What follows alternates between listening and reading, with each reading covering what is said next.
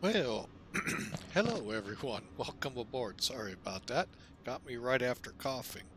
Now we're just zooming in here to Toronto, Canada, where we're parked for today's flight. Hope you all enjoy it. Welcome to Flying with Mike. We are going to be taking out the one of the default aircraft in the install with X-Plane 12, the A330.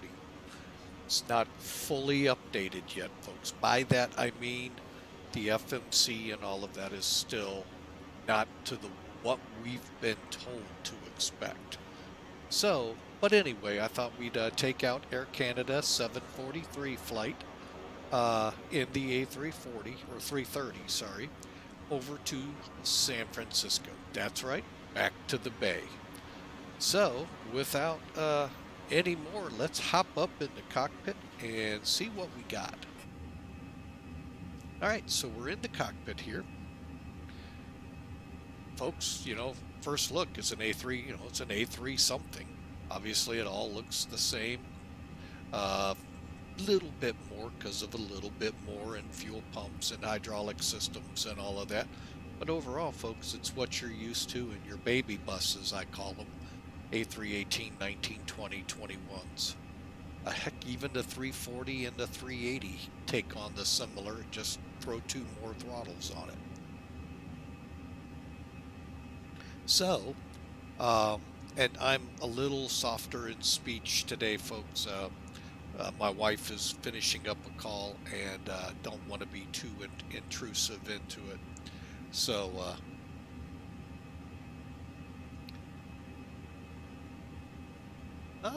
Hawker 125, welcome in. Likes the sounds, and we'll be outside and see what they sound like here shortly. But anyway, we're pretty well powered up. All I have left to do is, I believe, align the IRUs, which when you're in default, folks, pretty much that's it. So, traffic at Canada 7 heavy, final approach, runway 23. all right, let's see here. Let me just go up a little higher. Nope, I don't have anything for status. And the only thing, if I had a critique I miss from the Airbuses is knowing that I'm aligned. Here, I'm not 100%. It's default, so we're just going to keep going. Okay, I do have a company route set up, so there we go. To Zoan.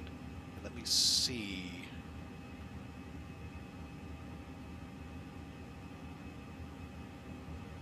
Oh, okay. I just had to look at my planned departure and see, whoa, that don't sound right. But it is right. What it did, it only takes the route, folks, your takeoff SIDs and takeoff runways. While it has the information, it doesn't bring them forward. You put those in because you know what? In the time, in the real world, in the time you're dispatched on it, to the time you receive it, to the time you hit the plane could be a couple hours, and things have flip-flopped. So then that way you're in control, and tower is where they're going to put you, because they may tell dispatch, you're so way out there. Yeah, you're going this way, bud. So, all right. So let me clear up a couple things here real quick. And we're going to bring in Sim Toolkit and talk the flight over real quick here in a pre-flight. And then we're going to get going on it. It's a little bit of a trip, 4 hours and some change. So, but we're going from Toronto to the Bay Area, San Francisco. This is actually a real world flight, but I'll be honest, I don't know the times on it. So we'll get to see what they do. All right, I am planning 2-4 left, and it looks like the winds are planning it that way for me as well. ATIS here in Toronto goes as of 16Z, which is about an hour to 2 old. 230 at 10, gusts to 15. We got a broken cloud layer at 1,500 feet, and the temperature is a chilly -1 centigrade. And for those of you in the States, it's not as cold as you're thinking. It's like 30, 30 to 32, somewhere in there. So Celsius centigrade is not always bad, especially in the summer when they're saying 30, and actually in Fahrenheit it's in the 90s. So, seeing 30 does kind of help the system a little bit, until you realize it's actually 90. But anyway, so that's what we're dealing with here. Got 10 miles of visibility. And the loadout today has 265 people headed to the Bay Area, 60,950 pounds. That seems different than what I planned. It is.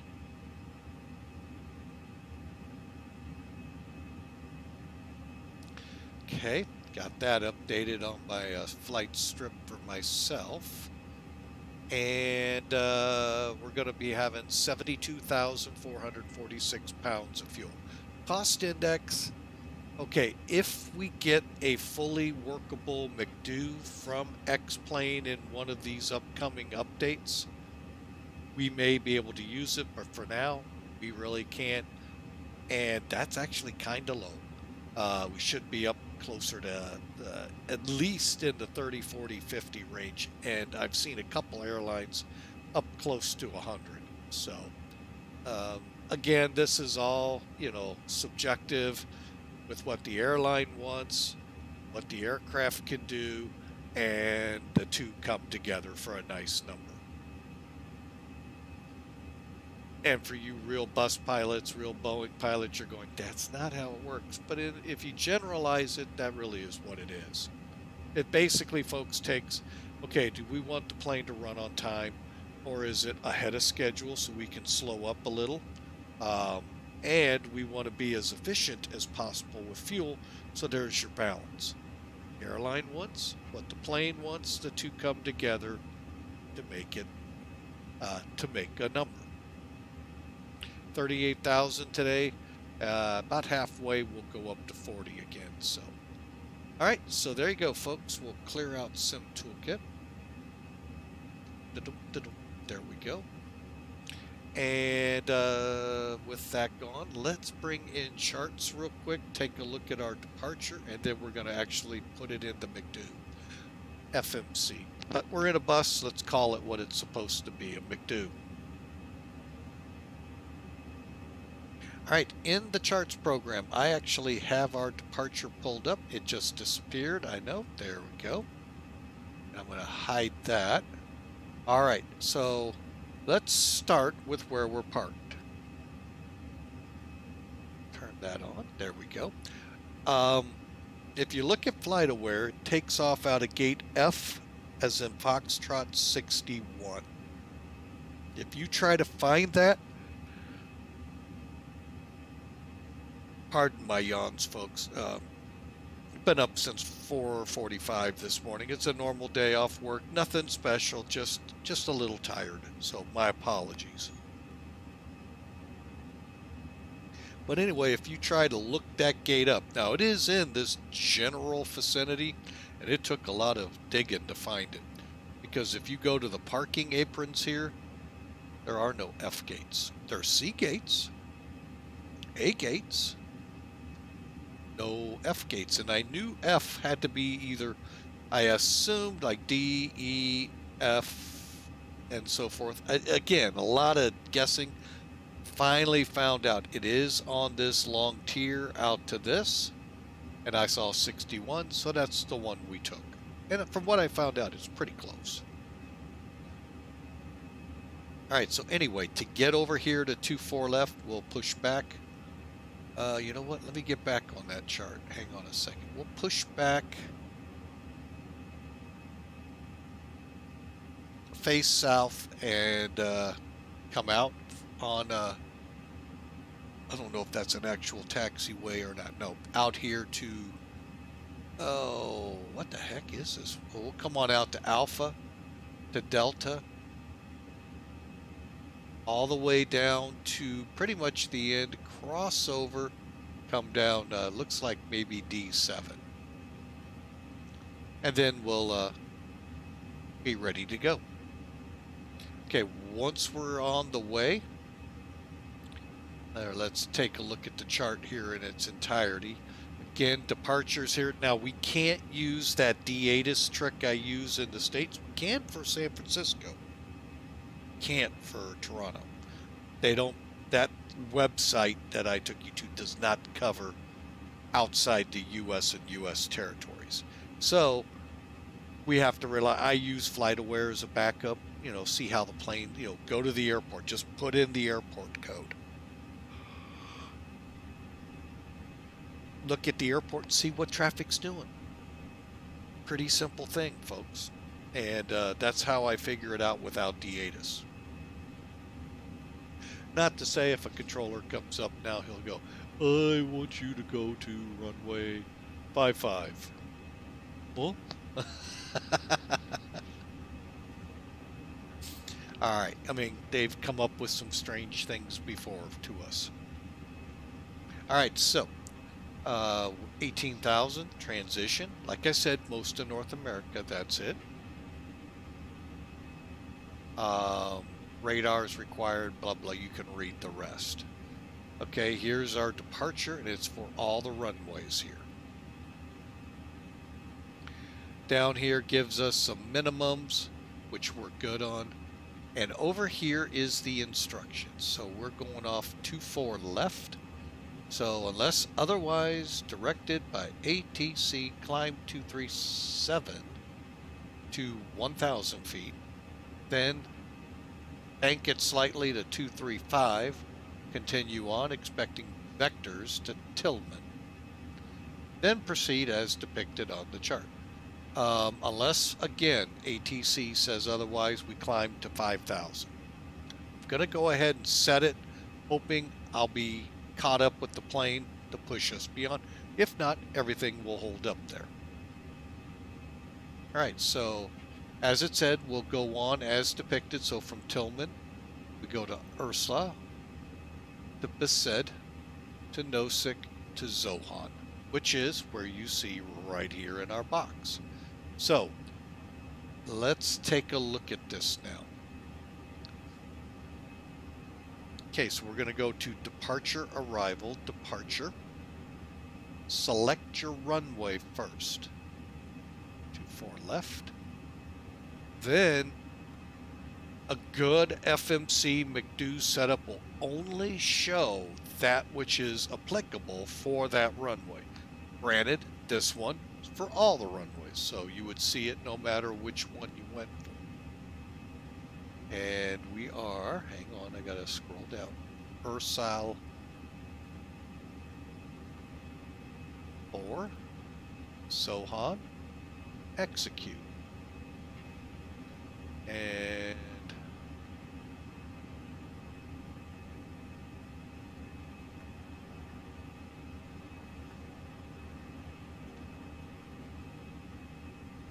okay, page, perfect. There's then to Green Bay, then our routing goes, standby.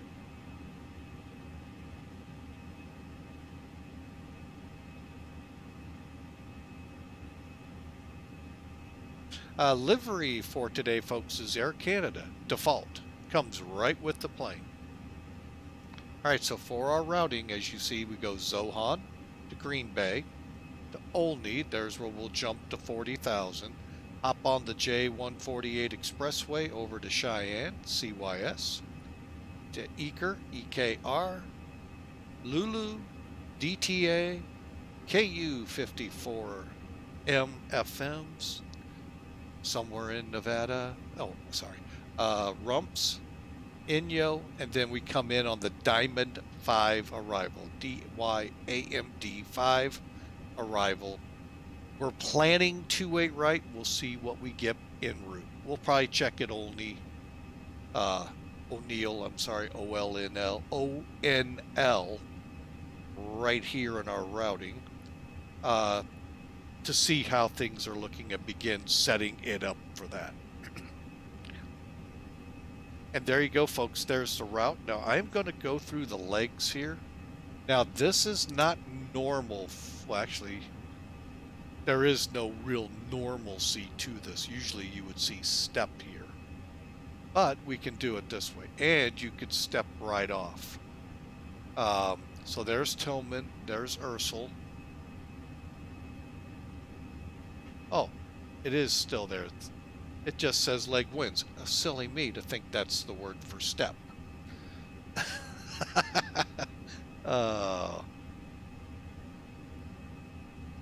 Okay, then Basid. And everything centers, folks. So what you're looking for is one, a break like you saw from the runway to Tillman. We'll close that up when we go direct. Then we're looking now for any openings in the flight plan on the depicted here. Or it says discontinuity.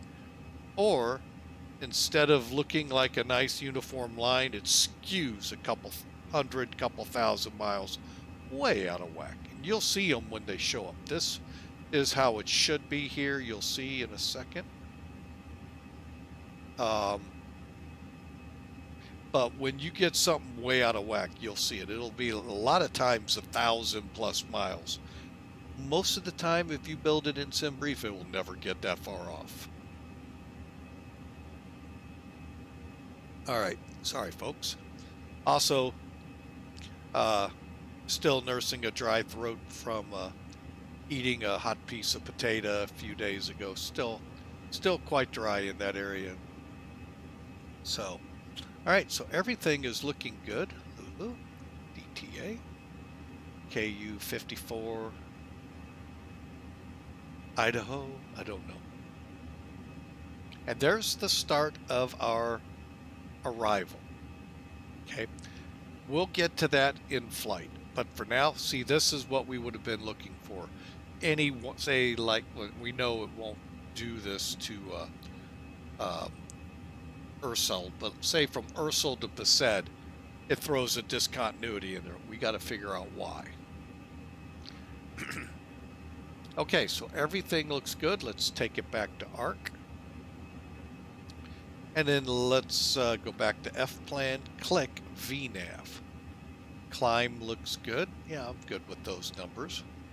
Next page, initial climb.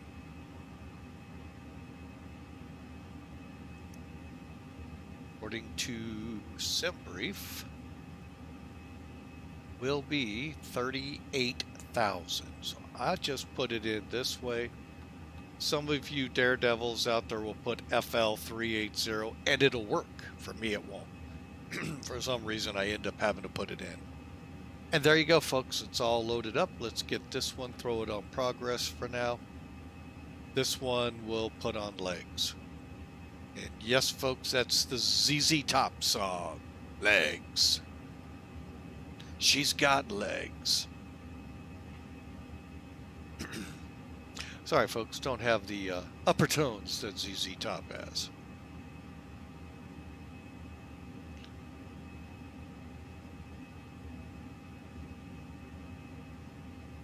All right, so let us press on and get this thing ready to rock and roll, shall we? Because the toughest part's done, the McDo's up and running. Last thing we got to do, folks, head up top, kick our fuel pumps on, all of them. And yes, this plane has, okay. When you come into it, you're going to see a whole bunch of offs. So what I do, I go in and click each and every one of them, except for the fuel pumps, to include the hydraulics, which we don't have in the what I call baby buses, A3, again, 18, 19, 20, 21s. We do not have that panel.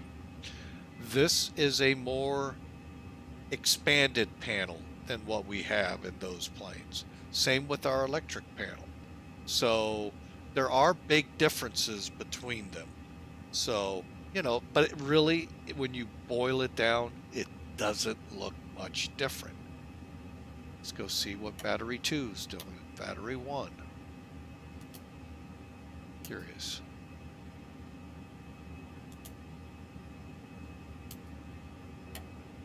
Yeah, see, no differences. We got our same faults on the pack, because the engine pack or engine bleeds aren't getting air right now. Start the APU the same way. Let's do a test. Good. Light and tone.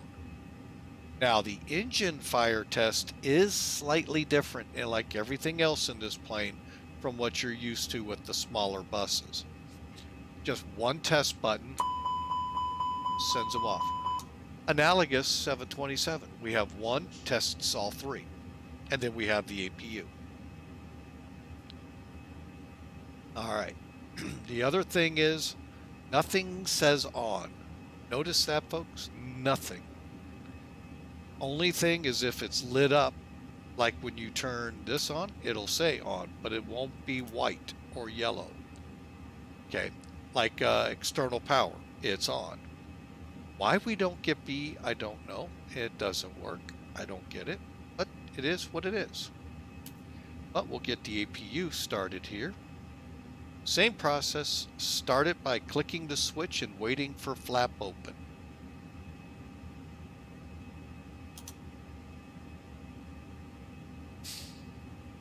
And waiting and waiting and waiting and waiting some more. And why did you not stay on the page I put you? Who knows? Heading up top, we'll hit start. And just like you see in the A320, A319 videos that I've made and streams, folks, does the same thing. By the way, I think in the TOLUS A321, if these are visible, they actually display data, but I don't know if they work. They do not work here. Or if they do, I have no clue how to power them up.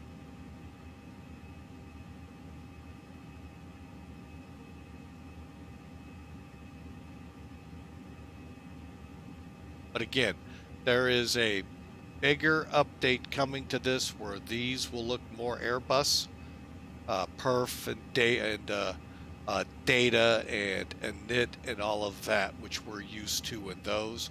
Those kind of buttons will become. If you look at the Citation 10, it's different. Its default FMC is different than this. So they're going to specialize it for the A330 here soon. When it's coming, we don't know. But we just been told it's coming. All right, so we just got the word that we're available. And there we go.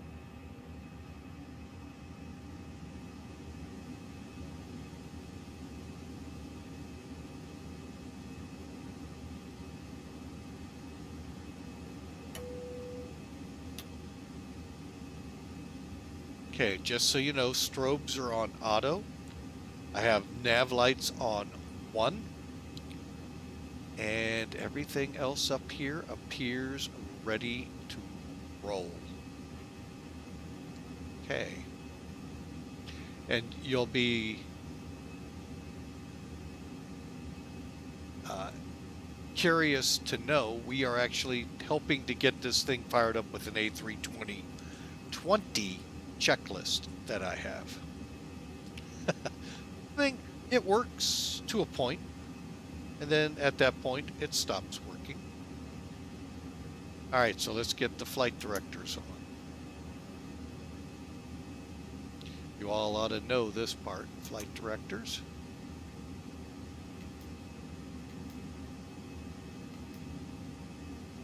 Okay, why aren't you?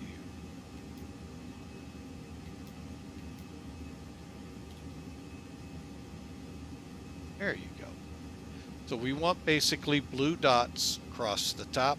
Oh, I'm sorry, blue dots. Dots across these two. Auto throttle on. 5,000's our initial, and the dot here means it'll be managed. Altimeter is 2996. And I think we're ready to go.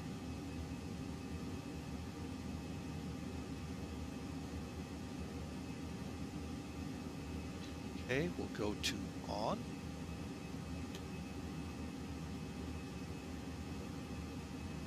Run mode C. Okay, the radar does not work here, folks, so I can turn it on, but that's about as far as it goes. Radios are set for VATSIM, Unicom, just a radio frequency I have if things get obnoxious. Another Unicom channel and emergency. Further down, another great FMC, and there you go.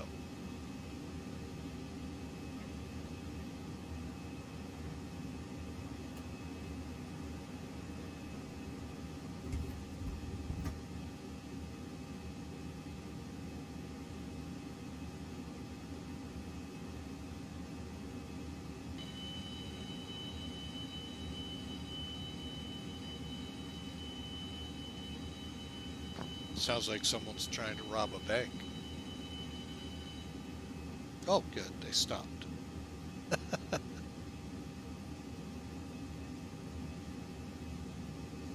All right, so real quick, looking around, folks. Question came at us, delivery, there you go. I'm going to be honest, I kind of like the one ACA 57 is sporting than this newer one. I don't like this, whatever they call it around the windshield. It's on a few airlines, and I don't know. You know, you guys up in Air Canada world, you know, enjoy them. It just doesn't look right to me. So, all right. So we are ready. Give me 1 second, folks. I just need to get the sun out of my face here. Hang on a second.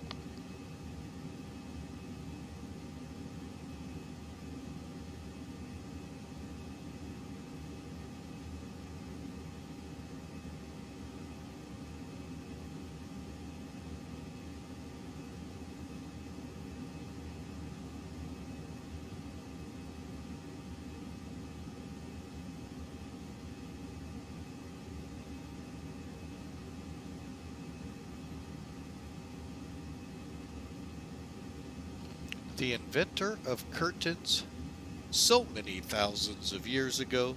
Thank you. All right, so we're ready to go. Let's get better pushback all fired up.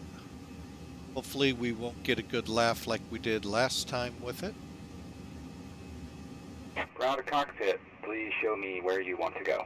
Well, I want to go, say, to here. And then to, we'll say, here.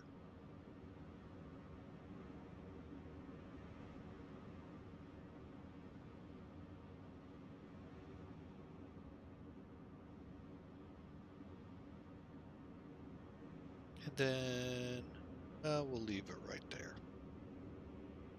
Ground to cockpit, tow is driving up. All right, while he's driving up, beacons can go on.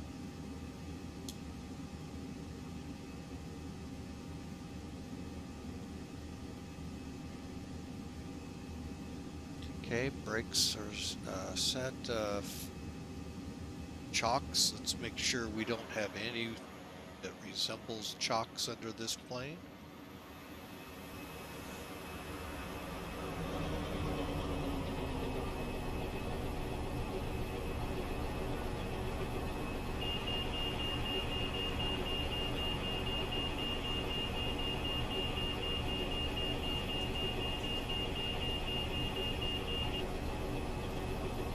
Okay, all doors and hatches are closed, ready to connect.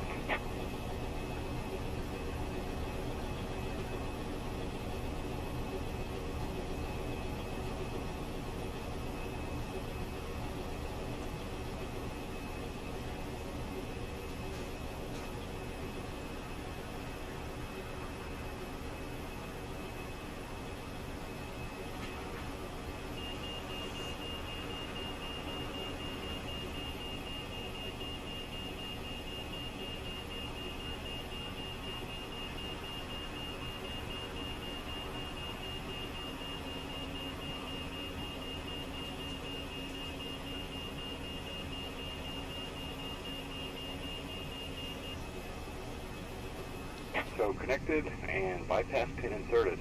Release parking brake. Now that was actually kind of interesting. All right, brakes off. Starting pushback, and you may start engines.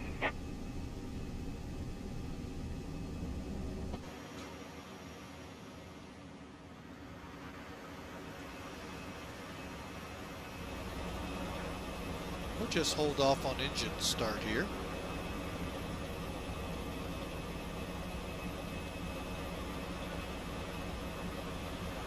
Actually, okay, good. So, sorry folks, gotta reconfigure.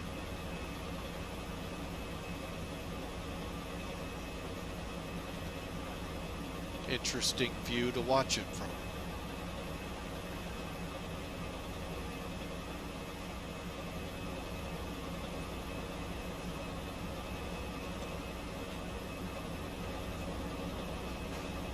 And I believe there is a view we could go to that is from the tug. But you know, right now that's pretty good. I kind of like this.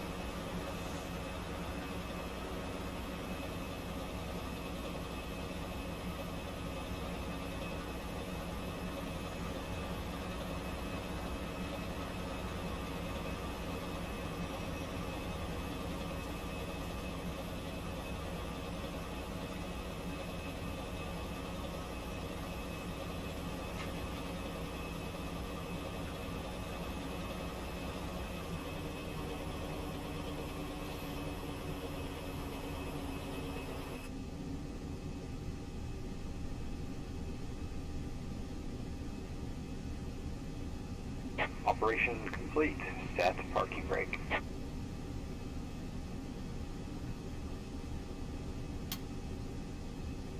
Disconnecting tow. Stand by. All right, let's start cranking.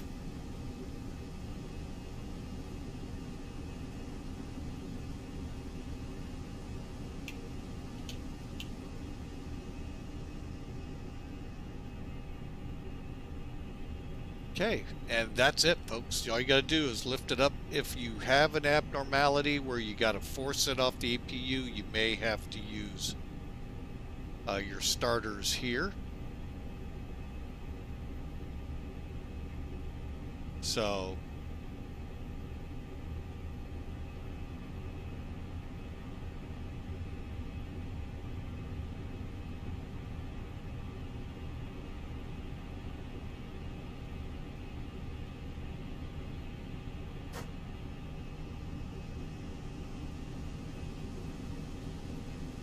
Tow is disconnected and bypass pin has been removed. Hand signal will be on the left. We'll see you next time. Have a safe flight.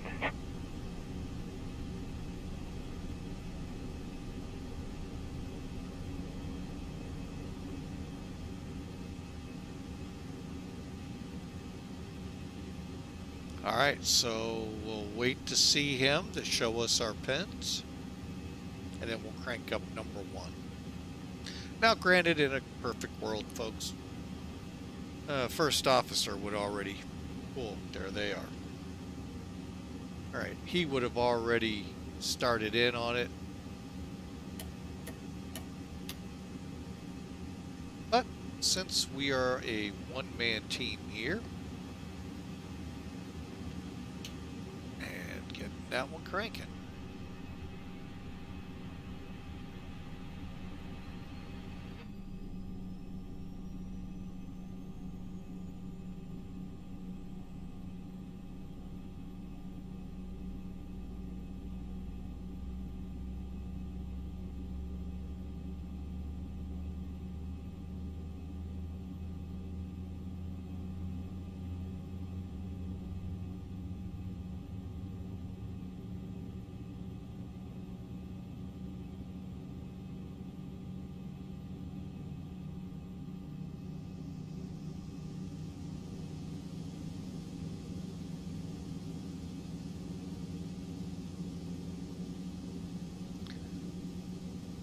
At least when compared to FSX and maybe prepared, I didn't have it, but FSX, Century Flight, and going back, that is the best engine startup by far is in X-Plane. It is true. When you do a turboprop start, it's not, you hear the jet engine whining and then as soon as it lights off, boom, the prop's at full speed. Same with the jet engines. No, you see them building up, turning and spinning, and in the proper sequence, proper what you would expect at that point in the startup. So I really like that part here in X-Plane. Okay, we're up and running. All two engines. I was about ready to say all four. Okay, we'll come back to normal for now. And I thought I didn't need that checklist anymore. Well, wrong. And if you all know of a good A330 checklist that I could use here, there is nothing that comes with this plane. No manuals, no nothing. So I'm really trying to get all of this going, but I'm doing it from a vantage point that's not an A330. Okay, like I said, we can turn this on. Okay. Nav lights, we'll get the brake fans on. Go max for the RTO. Flaps are 1. And here's something I don't have real quick for you. Let me try this. It's going to take a few seconds. But I'm going to try the calculator and see if we have... Nope, we don't. Huh, great.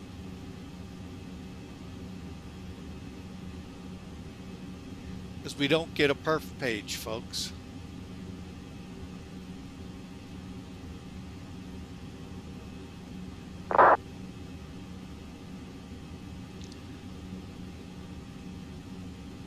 Yeah. So yeah, trying to figure out my V speeds and all, I really don't know. Let's go ahead and arm our spoilers and flaps. We'll go.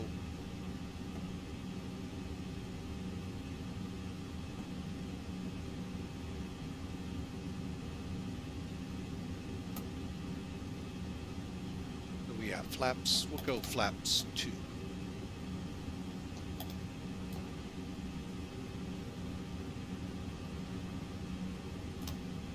There we go.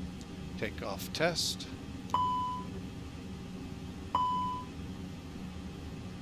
The heck?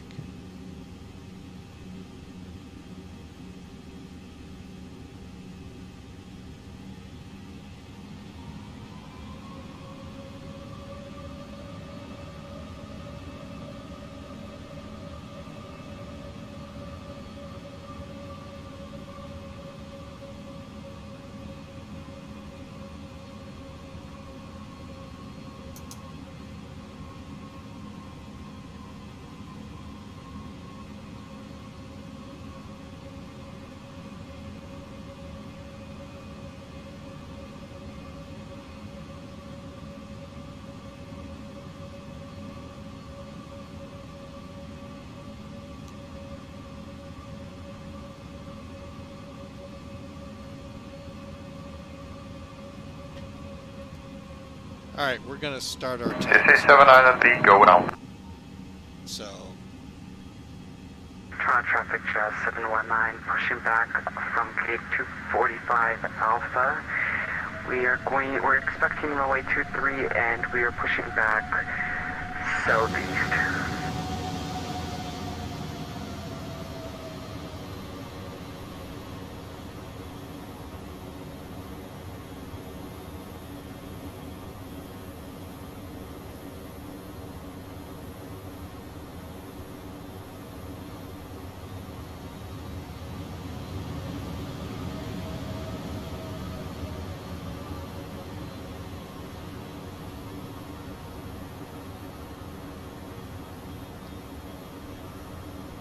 Toronto traffic, Air Canada 743, taxiing to runway 24 left.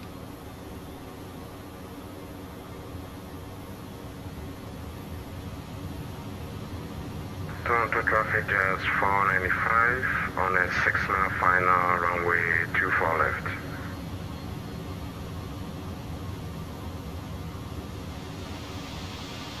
I mean, don't break my heart, guys. I'll take the longer run.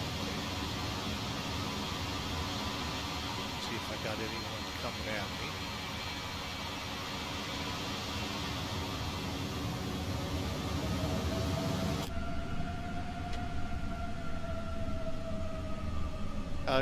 Okay, Hawker, I agree. Those engine sounds really are awesome.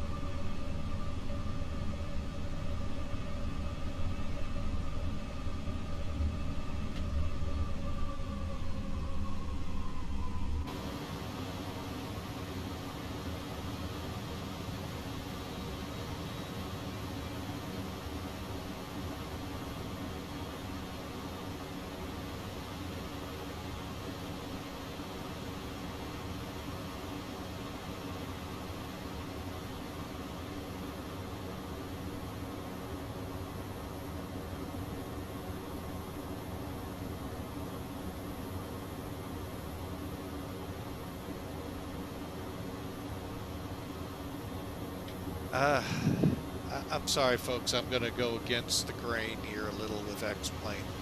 I don't like the texturing for the water.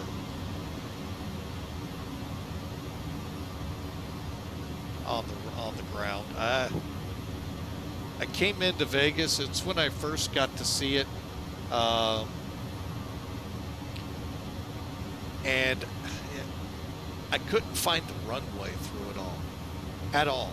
I mean, and it's the desert. It doesn't get this much, and wow. So hopefully as Hawker said, hopefully that what file?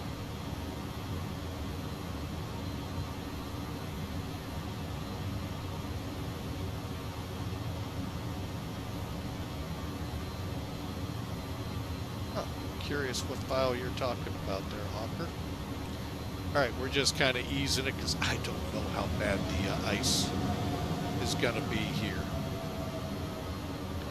But a couple of mods out there I've heard, the 900 and 800. I know nothing about this plane anymore. All I ever knew was the A330-300 that U.S. Airways flew. So,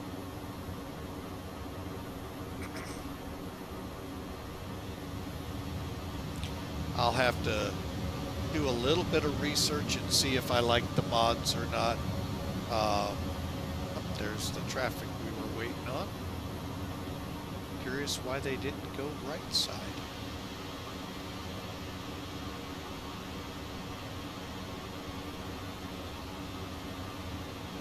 Traffic, we're 18 miles out for ILF from 823, no line of 475, that's 4,000 feet.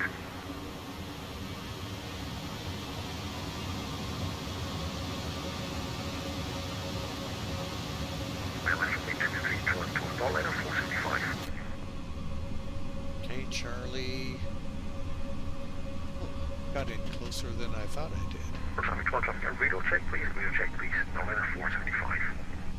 Last aircraft calling Akira, Papa stuff. 475. Toronto traffic just 495 vacated 24 left.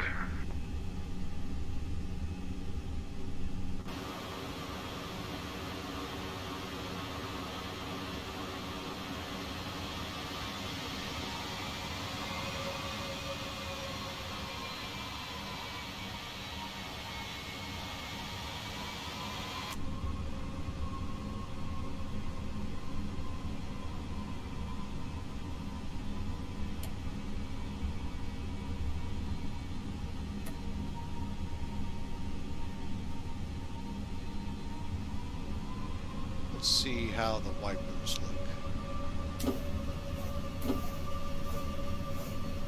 Hey, do a pretty decent job.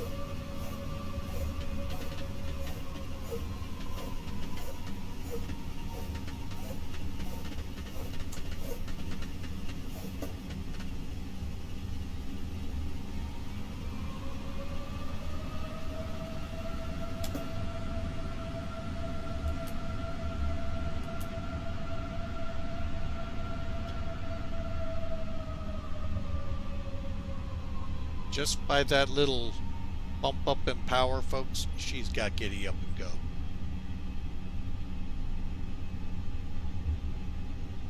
We'll see how that translates down. Okay, so, well, what I could do, I guess, is run a program here for the 330-200.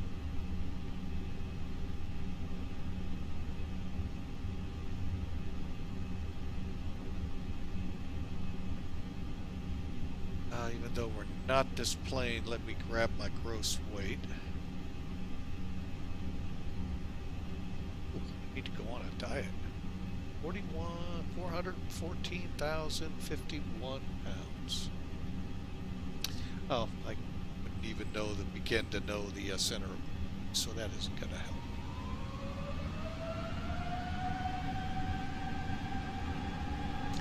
All right. Great aviation term here, folks. We're going to wing it. And a good punt, too.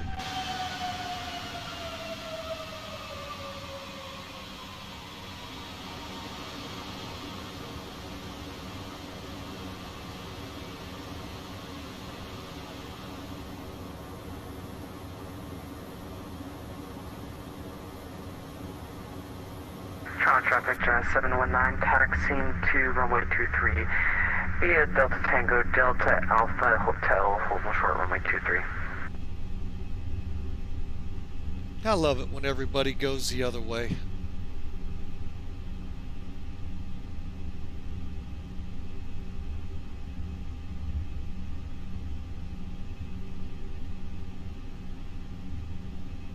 I guess I'll take 24 right now.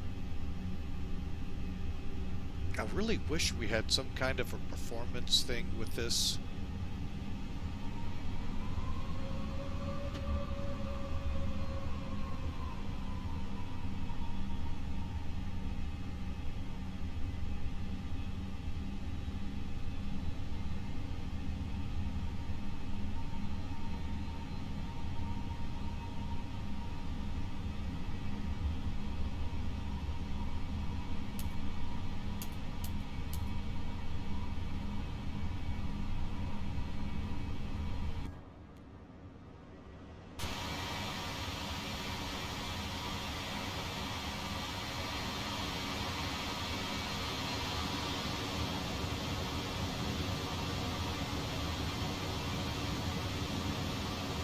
Toronto traffic, Air Canada 743, departing 24 right.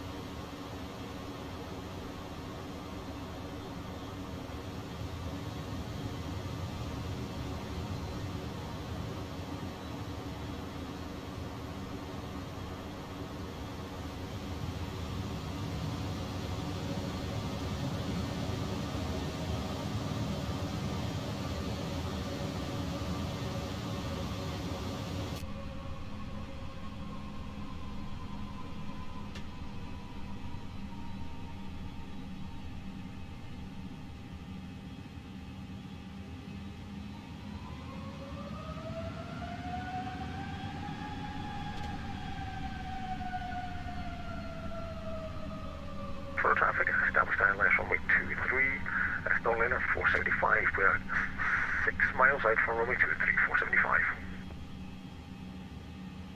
Okay, Pearson traffic, Air Canada 74, we're on the Uber 5 arrival passing Pengo, estimating the ILS 24 right approach in 5 minutes.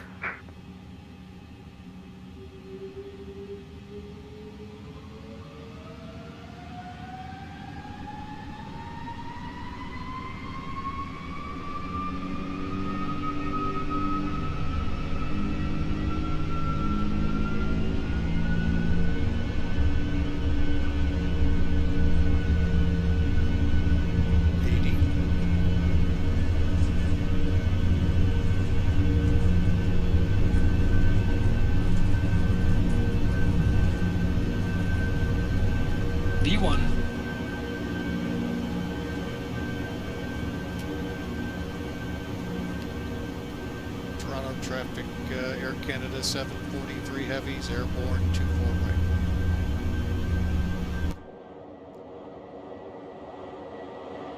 Traffic, we're final runway 23, no line at 475.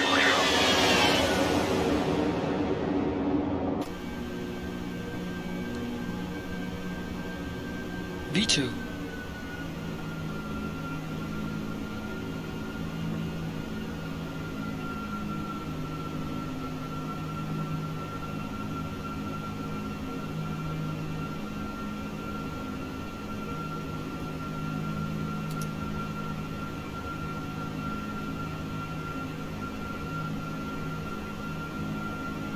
$2,500.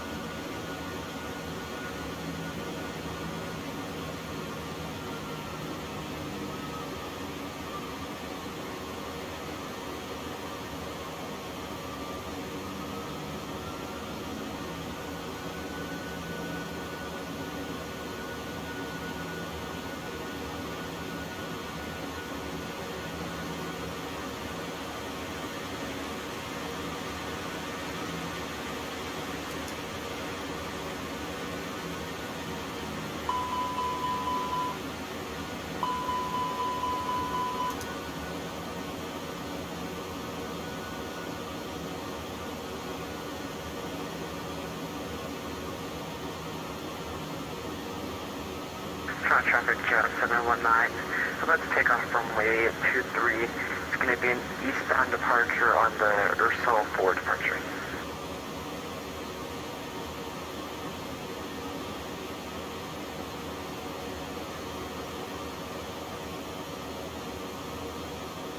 F9923, are you cleared of the runway?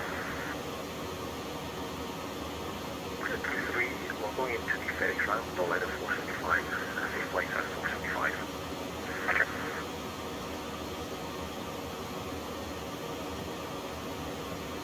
Curious if it's going to grab the speed or not.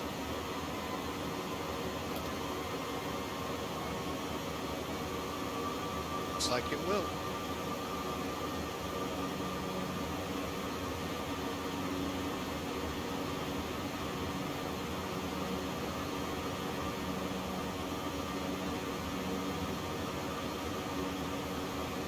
Okay, so there's some real quirks with the plane, and it very well could be the loose nut here in the wheelhouse. Yeah, we're on our way, airborne, a little over speed here and there, but we're still on the way.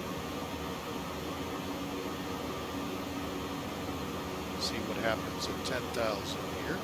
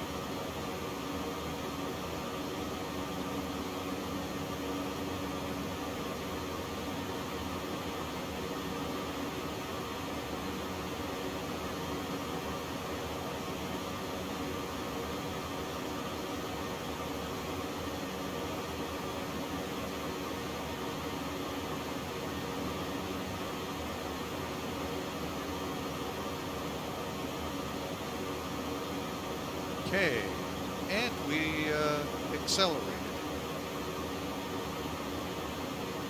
10,000 feet.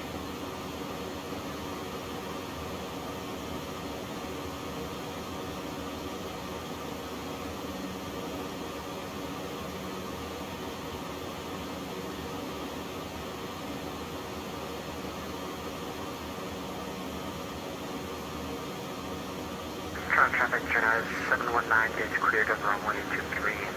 Currently going direct to LAM on the Ursula for departure.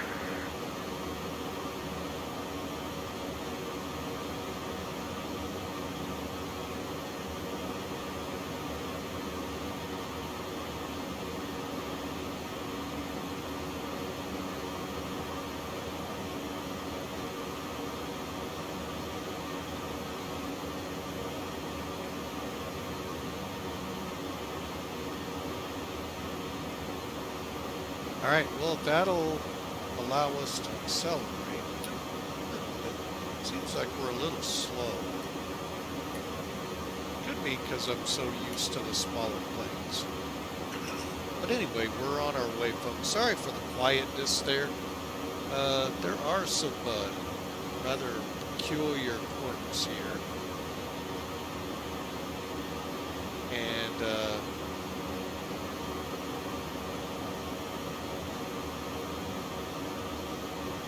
get through one right now. This light.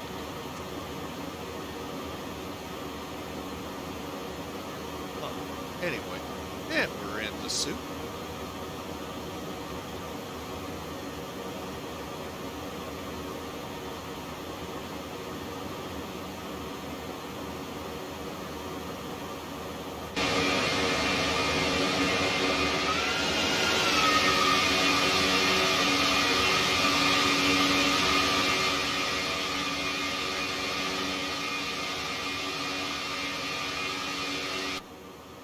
Hyperspace.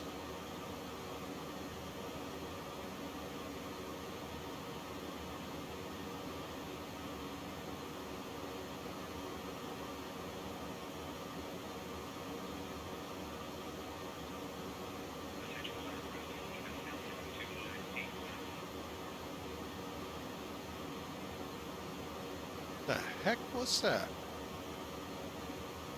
ATC comm came on.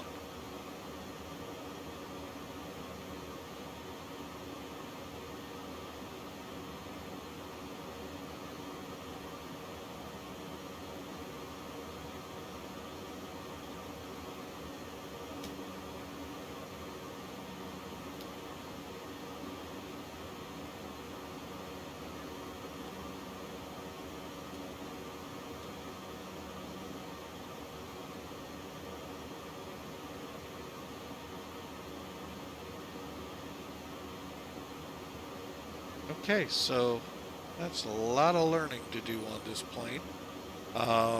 Yeah, that's go ahead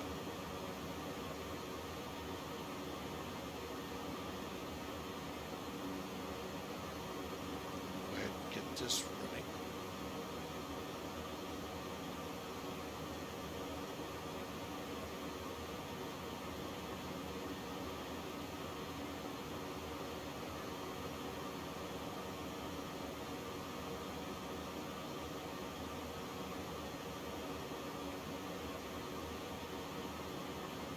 And there you have it, folks.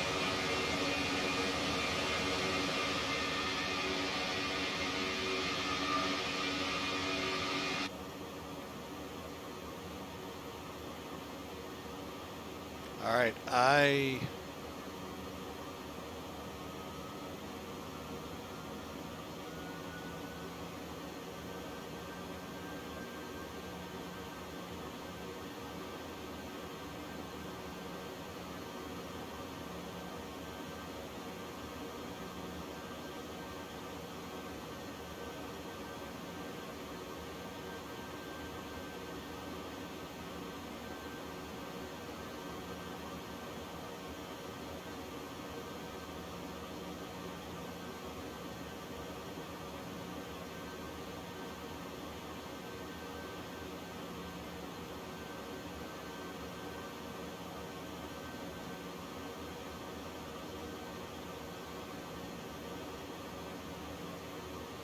15,000 feet.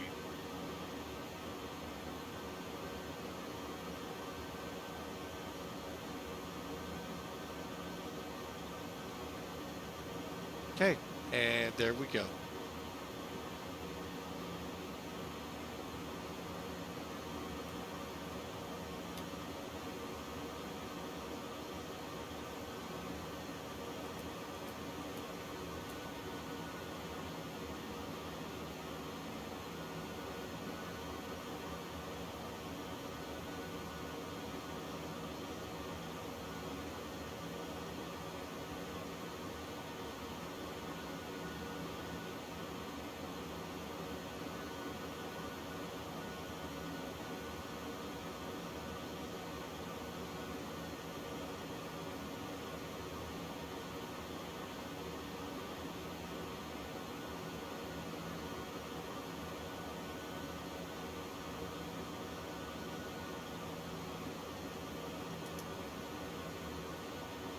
Oops, I know when I hit that button. All right, I'm gonna go ahead and feed out.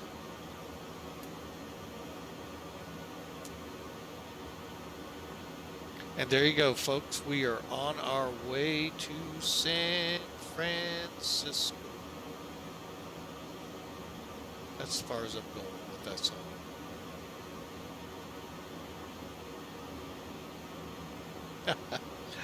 Oh, Hawker, Singapore to, or New York to Singapore, or vice versa. I don't know. I don't expect that anytime soon. Yeah, that's well over 15, 18-hour flights, so I don't think OBS can handle a flight like that.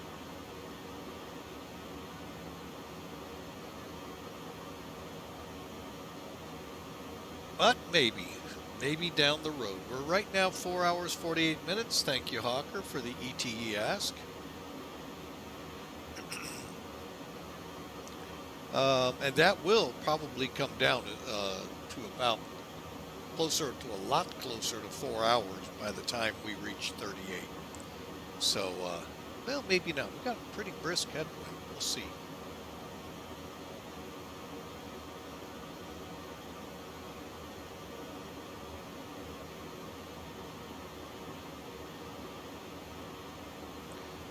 All right, so we're climbing on up to 38,000.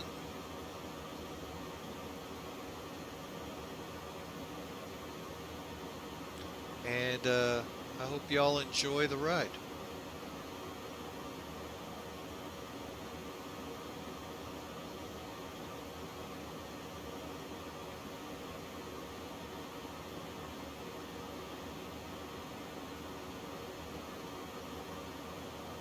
And yes, it has been a very long time since coming out of Toronto. And kind of glad I chose to come out of here today. So see what ATC is going to be like as we get closer to the bay. I know in a couple of days they do have a, well, they call it a big event. Not really sure if it is or not.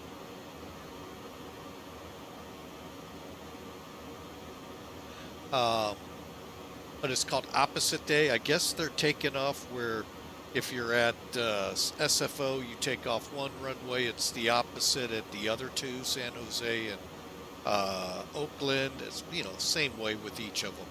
So interesting, because usually you try to flow them out the same.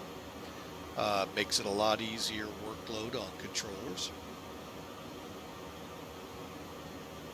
But I guess there could be days where that's not possible. So, but right now we're about to cross over into, I think it's Minneapolis airspace. And yes, it will be, or we're going to be right on the line, folks. But eventually it'll pan out to Minneapolis.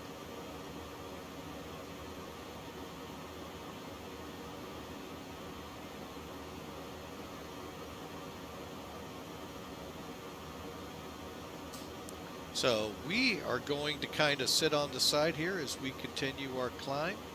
32,000 feet, and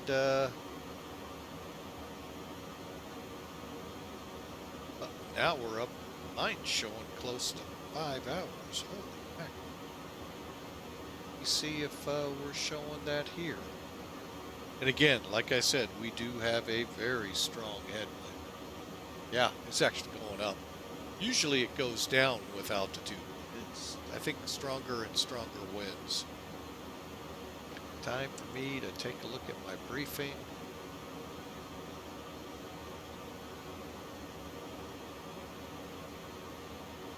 Well, the jet stream's well south of us.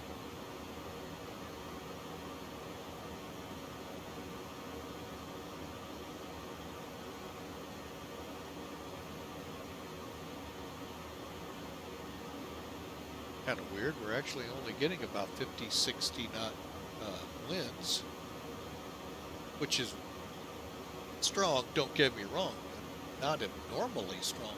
Get down by that jet, you're almost up to 100 knots. But we're well north of it.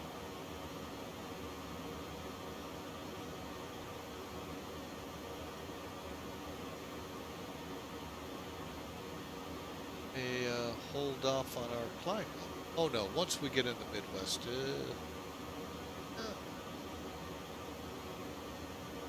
let's see what our average was for this. 280 and 51, so we're expecting a pretty good pretty good headwind the whole way there. Definitely need to keep an eyeball on the fuel level.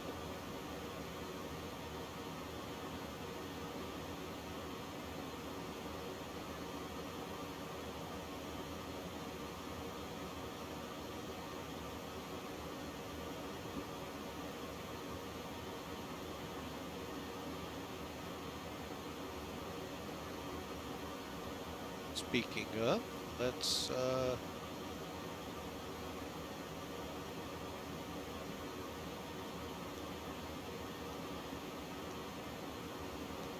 okay, it doesn't look like it works that way. Okay, engines look good.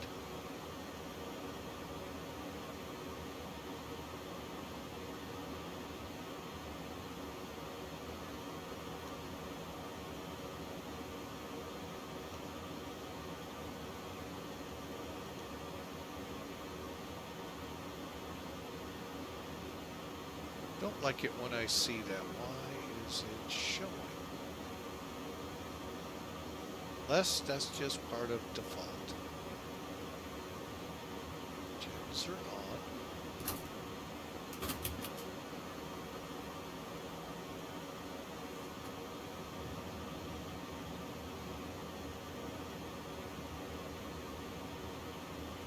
Huh. Showing 0 volts off. CYYZ maybe.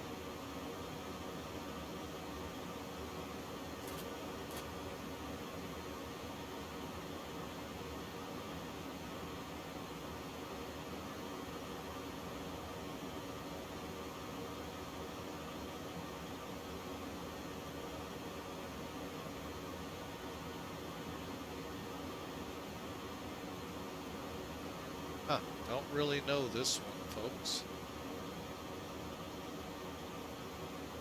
Unless it's just something that's not fully set up or compatible yet with us.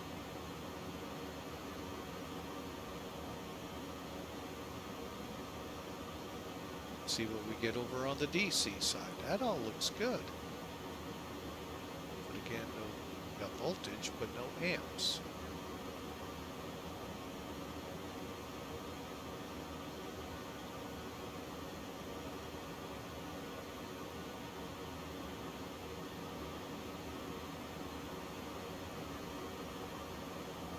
AC bus.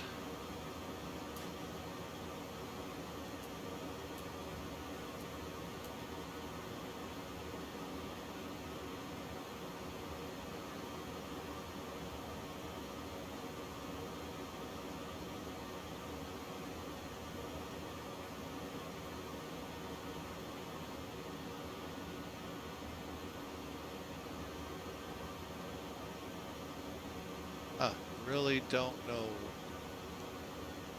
Hydraulics all look good.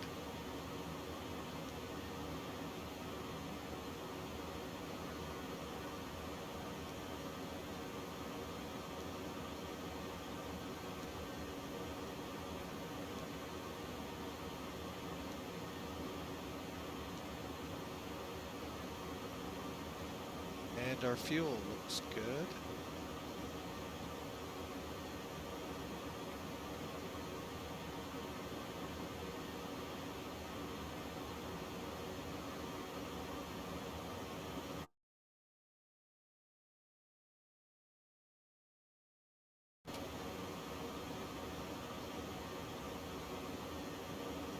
Well, oh, kilograms. Okay. I'm sitting going, you can't go on 30,000. Okay.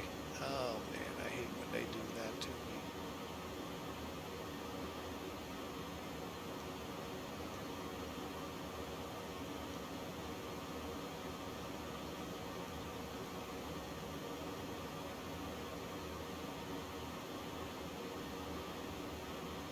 All right, so we are level at 38,000. We just did our system check, and looks, I guess, I don't see any red lights or anything alerting us that ultimately we're falling out of the sky. So all I'm gonna do is take a look at our flight plan, and I can find the Mach.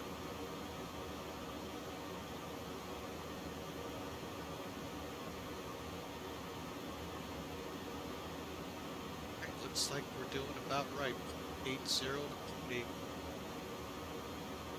All right, well, just kind of cruise along here, folks. So let's go ahead and kick a little music on, and get y'all set, ready for Friday.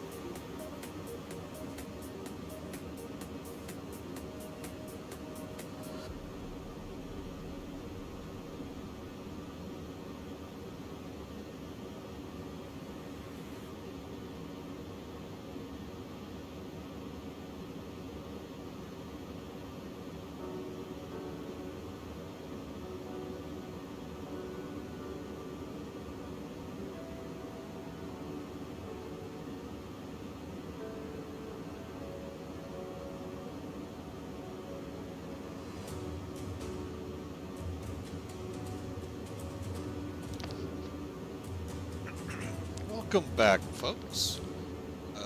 We're still here. We've got,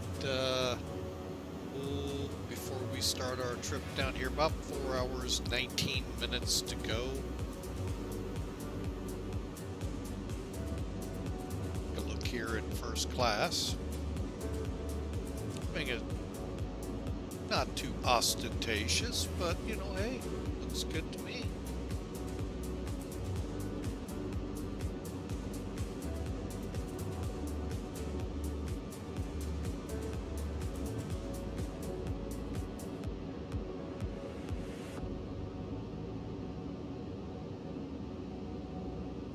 Each of the galley areas look pretty good. We saw the one back behind us.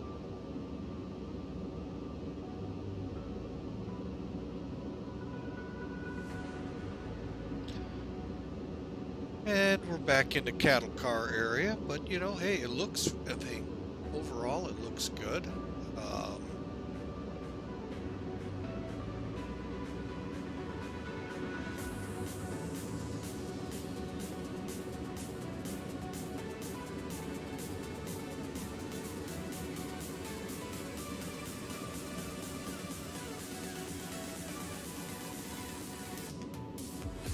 And the aft galley area, let's kind of move over here a little.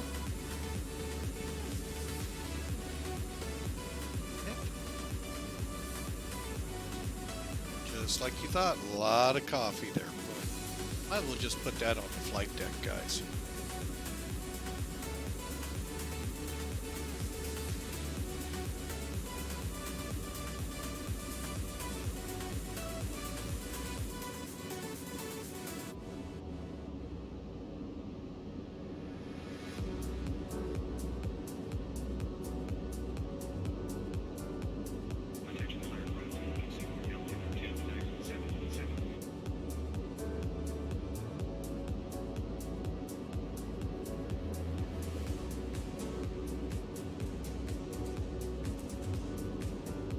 Really sure what's going on. That was that ATC com button again. So you can see a lot of, I mean, they put a lot of detail in an aircraft that's default. You don't normally see this kind of stuff, folks. So for the price of admission, you get a pretty decked out aircraft here.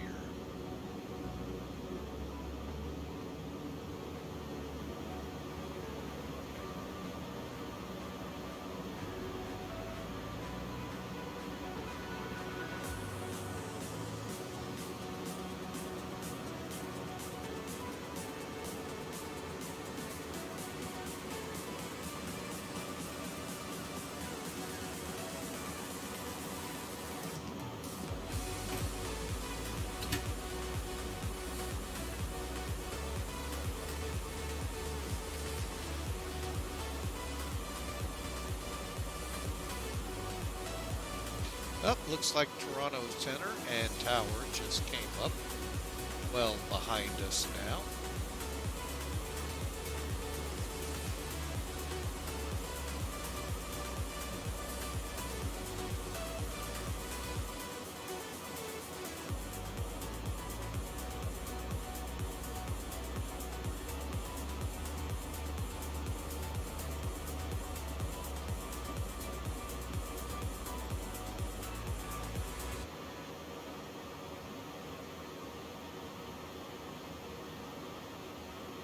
We have chasing us here. CRJ 900.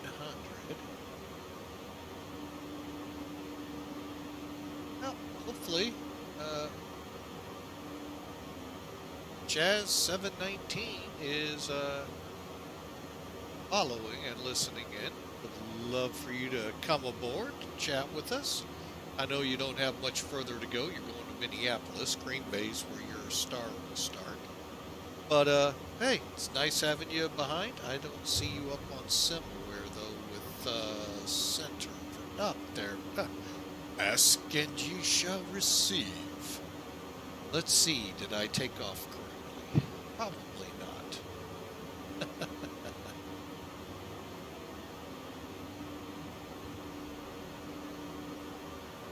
He's not even putting anything in his ATIS.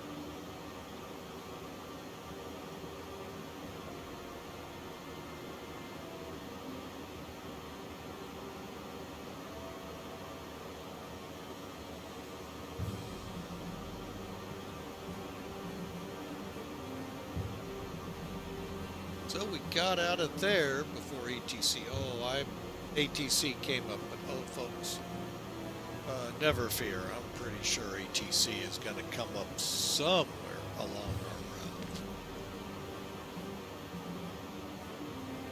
So we are just gonna, folks, we're just gonna hang out. You questions, comments, folks, the chat room's always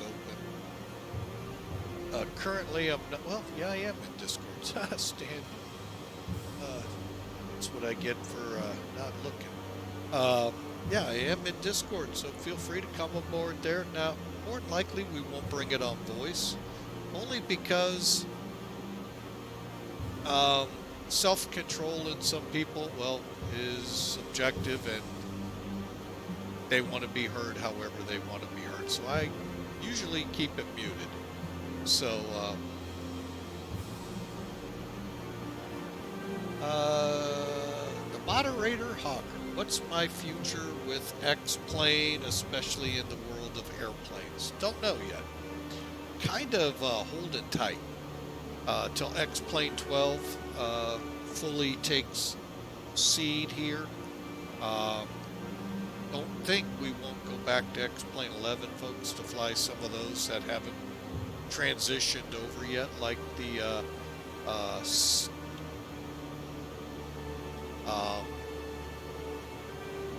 Caravan and other aircraft I have over there just haven't transitioned. Their work groups haven't transitioned them in here yet, so maybe a Herc may grace the streams again, but for now we're gonna just kind of hold tight with what we got. You allow X-Plane to build upon what they have, figure, get it where they want it, and then as the developers come online, head for them. Things I do look at, folks, are like the A321.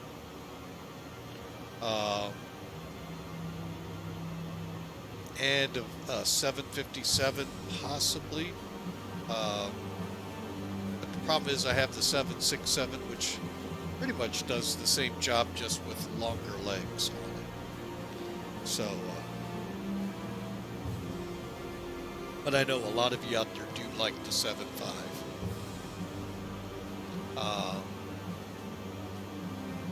So we'll, as things come online over here, folks, we'll try them out and see how they do. But also, I'm using the default aircraft. Like I said, here's one. We've also, as you've all seen, the Citation 10.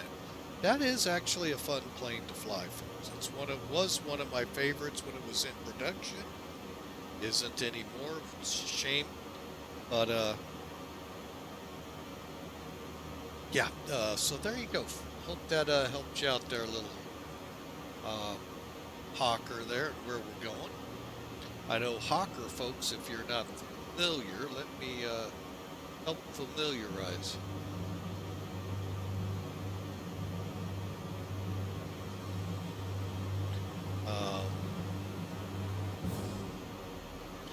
So familiarize yourselves with his project underway. He does stream from time to time, so check him out, folks. Hopefully soon we can get him to actually get to work on that experiment in his garage.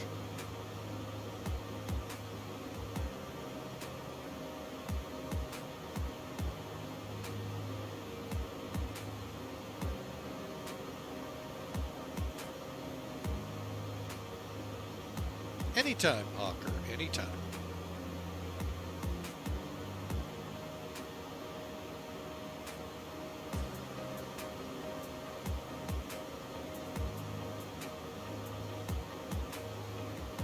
Right, folks, we're down to 4 hours, so you can see the winds are kind of, you know, they're variable in speeds as we go across here. So hopefully we'll pick up some time. Well, folks, any of you guys who follow the stream or either here on Twitch or over on YouTube can help out Hawker, I'm sure he could sure use a hand there in whatever kind of problems he's having with the gauges. Just check out his stream. It'll have contact information and all. Which usually is a simple whisper through Twitch. Get his attention, and or his Discord channel, or even on my Discord channel, folks. We'll get it over to him if he doesn't intercept it before I get it over to him.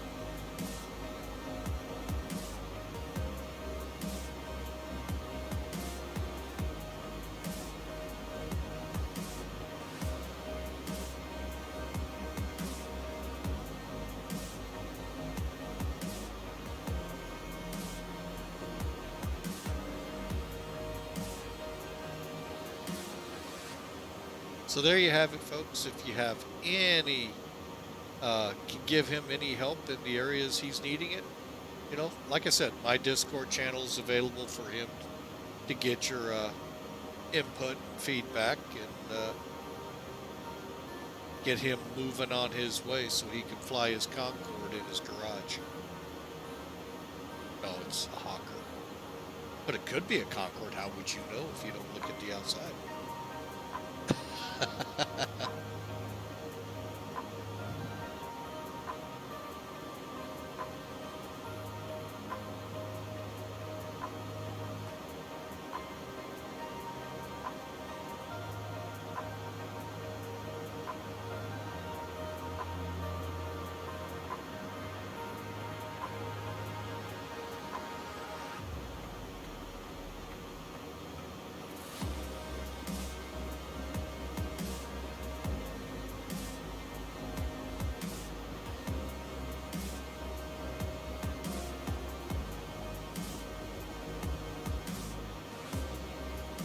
Wow. Oh, I was going to say, man, is it that busy? One second.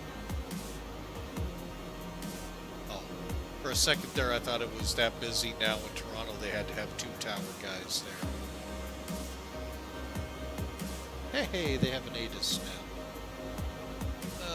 One of them reads that. I hate when they do it this way.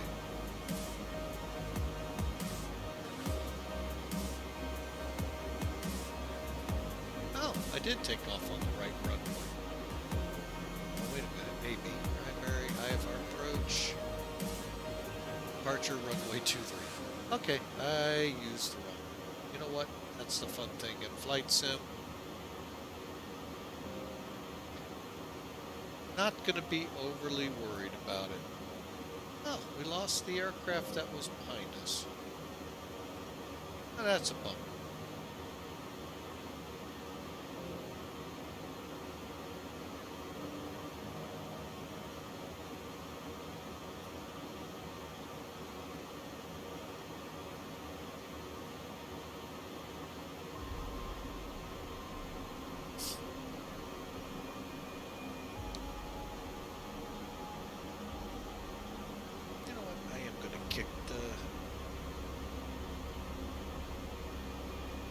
Back up. I know I just lowered them, folks, but I really don't like. There we go. That was there we go.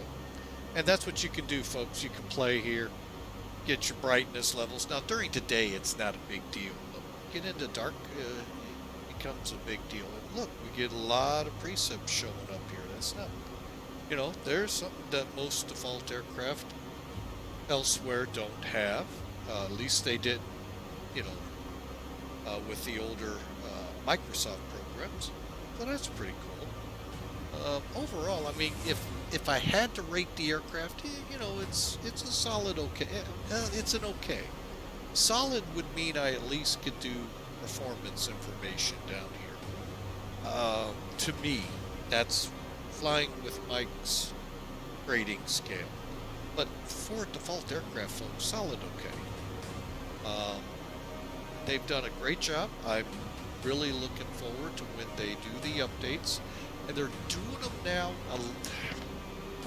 We're now in update, unless it's updated again, and I'm not getting it because I need the installer to do it.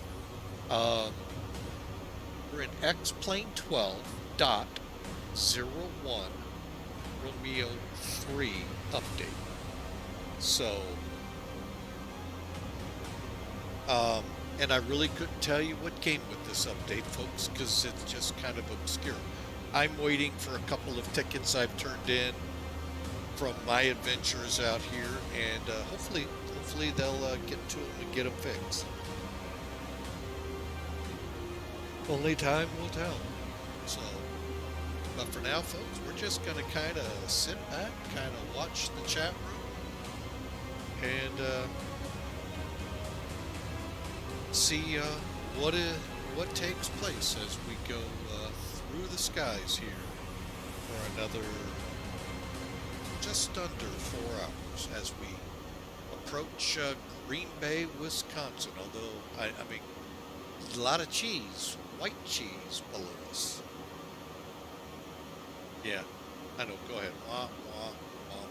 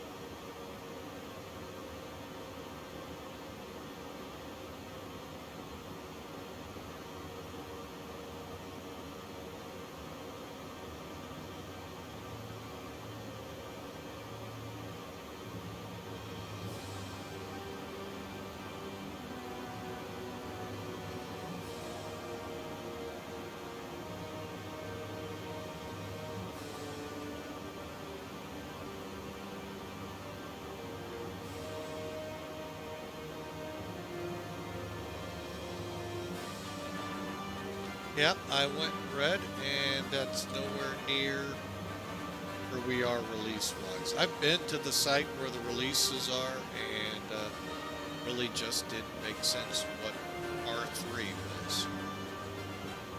So, you know, we'll just keep watching and trying to figure them out as they come out.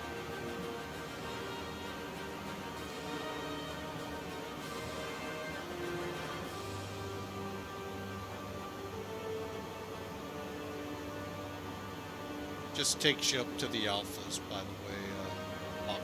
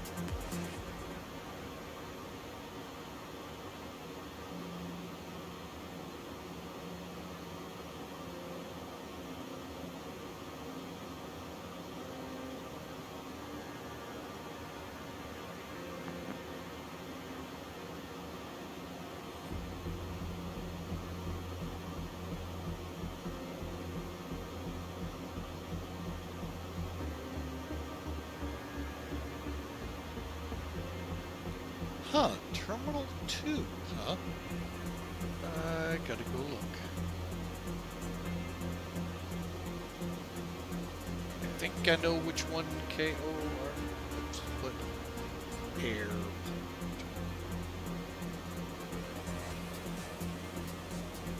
Ah, that was the one U.S. Airways, United. Oh no, correction. Well, United may, but other airlines used to come into. Wow, that's what the one I was thinking. Huh, wonder what they're going to turn it into. Or how it's going to look afterwards, if it even stays. Huh. Can't imagine they'd want to get rid of it at such a busy airport, but hey, strange things happen out there, folks.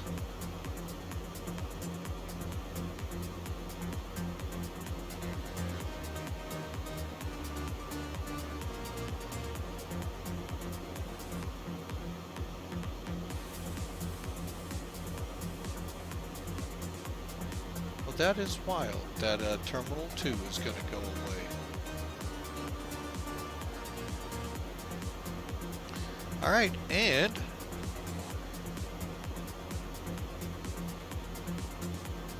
you can tell it, we're right over Green Bay, folks. I mean,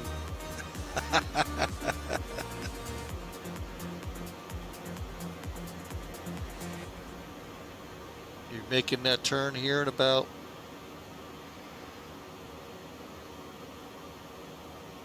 just under 3 minutes.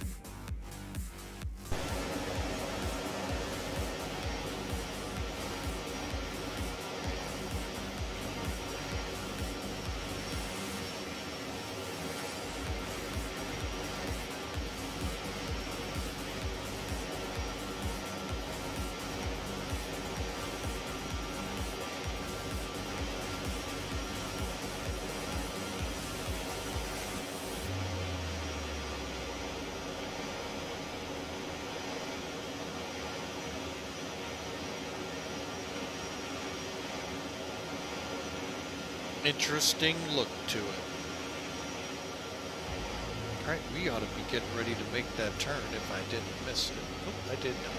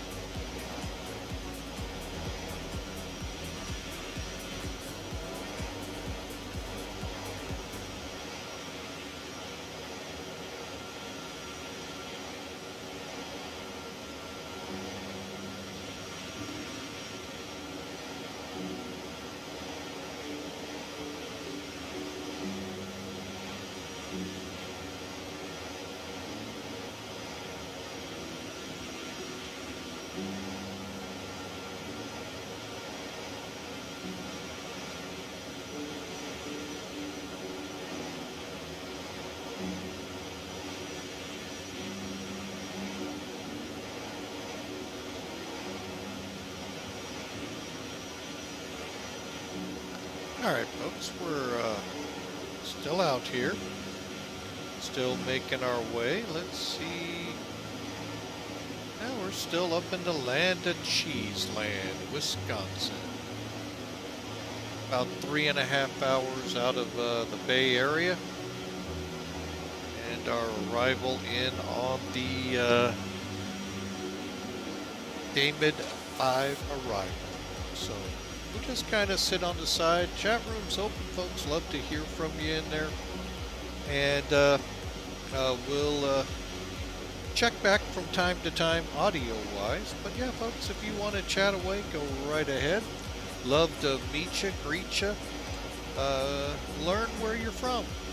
So, got a lot of people from a lot of parts of the world that have followed Flying with Mike. So, love to meet you. So, let's just kind of enjoy, get our Fridays wound up, so we can get into the weekend on a proper note.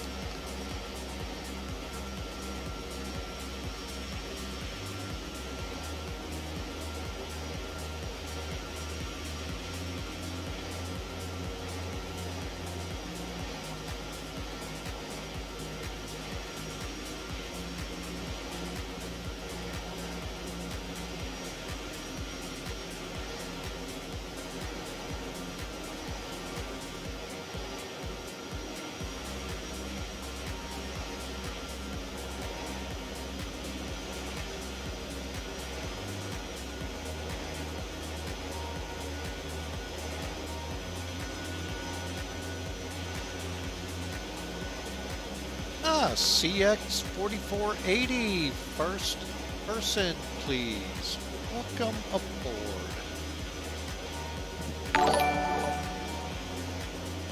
And thanks for the follow at the same time. We sure appreciate you for coming aboard. Hope you enjoy the flight as we head down to the Bay Area there. We got a little ways to go before we start setting up the what would be a McDo in this aircraft. However, being default, it's the default FMC. So, but again, thanks for following. We sure appreciate you.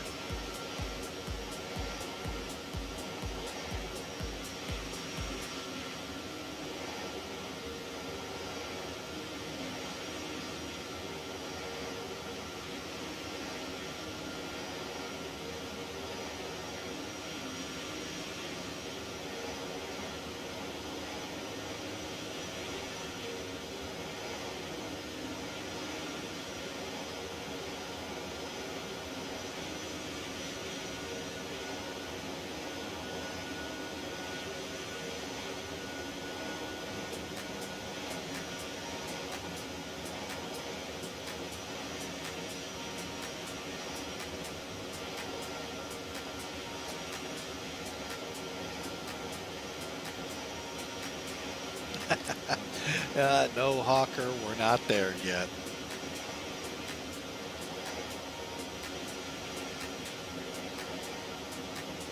Just shift to the other armrest and keep sleeping.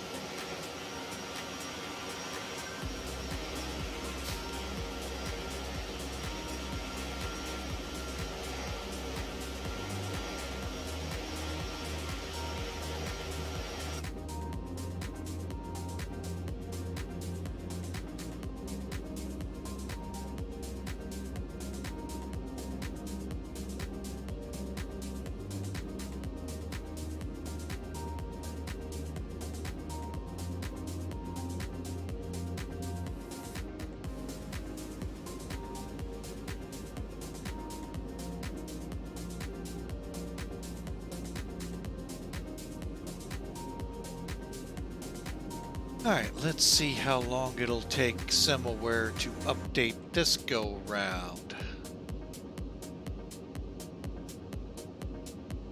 I don't know why it takes that program so long.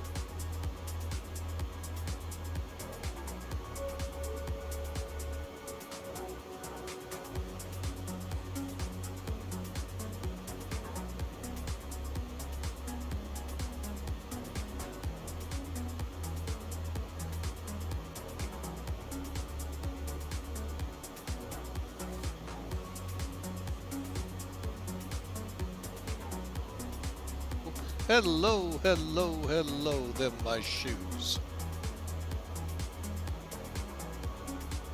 And Hawker, you are most welcome, especially for the job you do at moderating. Least I could do is try to entertain you today at work. Did you have your Snickers bar today?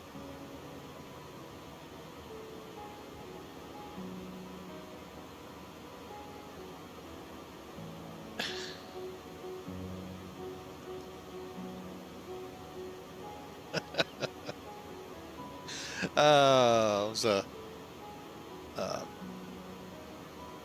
picture I found on that I will go up to the terminal. I think they have Snickers in the vending machines. Just one of those little pictures they had on Facebook that was pretty good.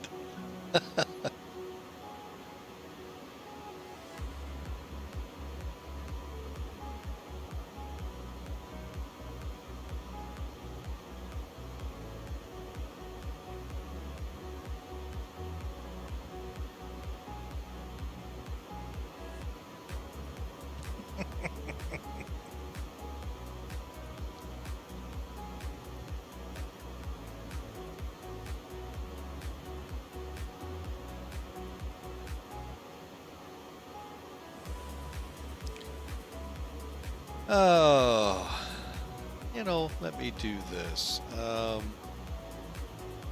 Give me a second. I'll get it posted up in Discord for all. Y'all may want to use it.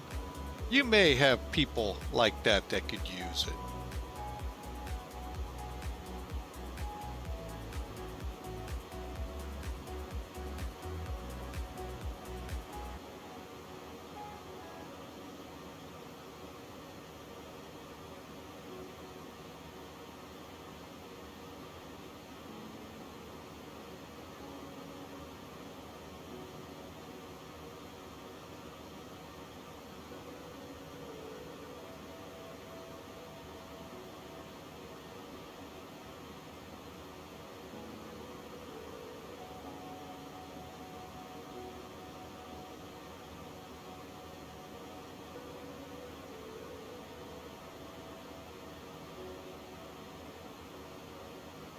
Yep, I downloaded it the wrong way.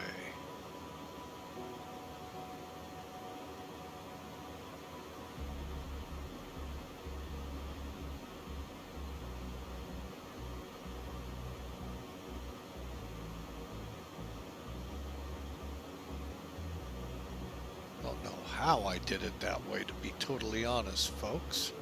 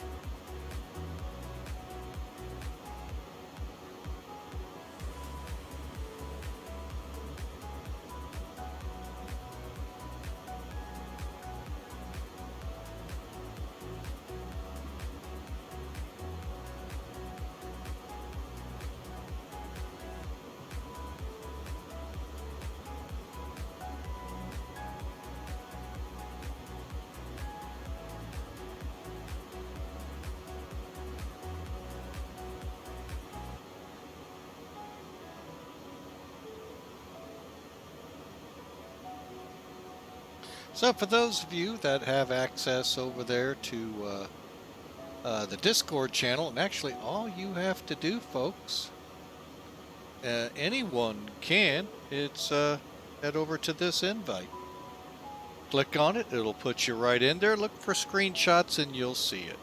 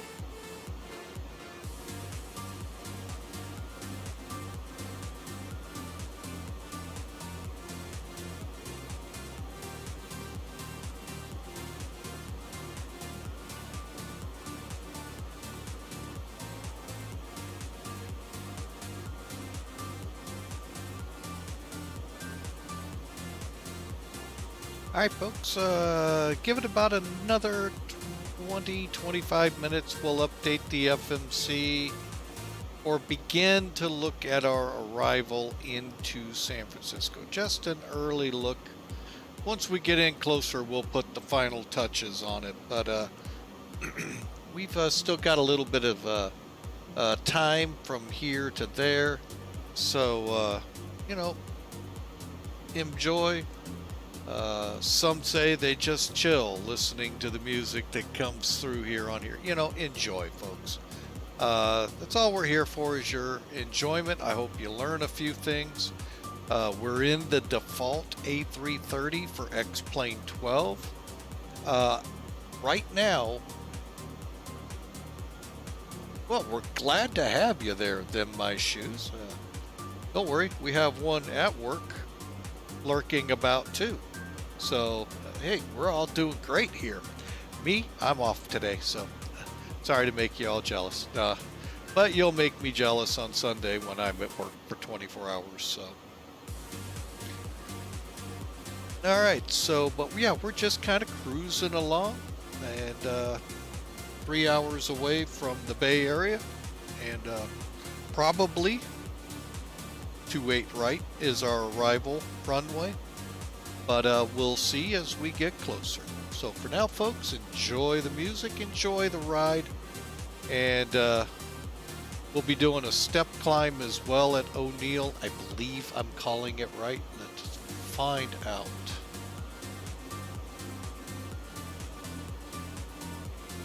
Yep, O'Neill. So, yeah, we'll be doing our step climb to 40,000 feet there, and continuing on towards San Francisco.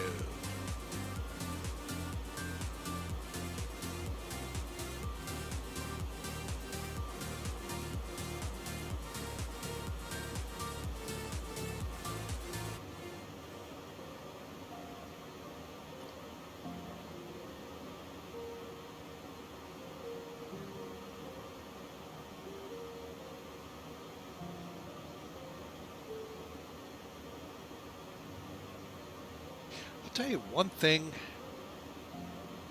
I don't know how easy this is to do in default. Let me see if I can do it already. Well, I won't while I'm in flight. Nope, it's already in US.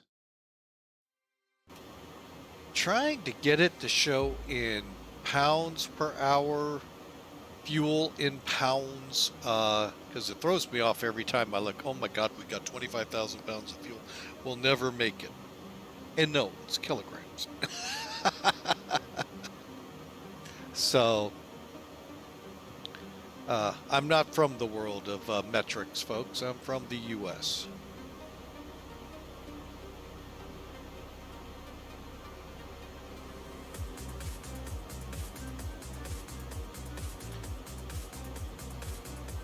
So, I always have to be on guard for what the simulator puts out.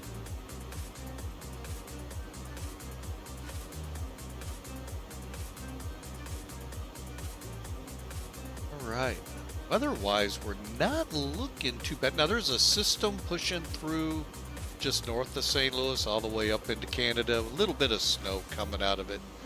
A more broader batch of snow out over the Rockies. I think that's headed this way, but into a very dry air mass, so we'll see what it actually amounts to when it gets here.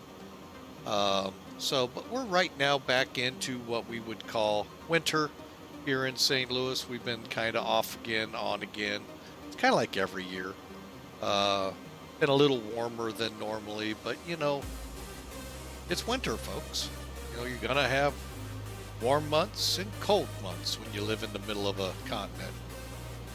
So,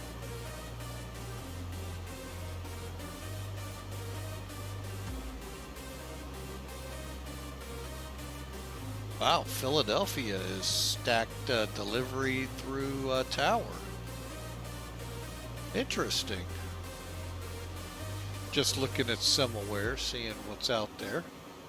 But yeah, we've, oh wait, who's this?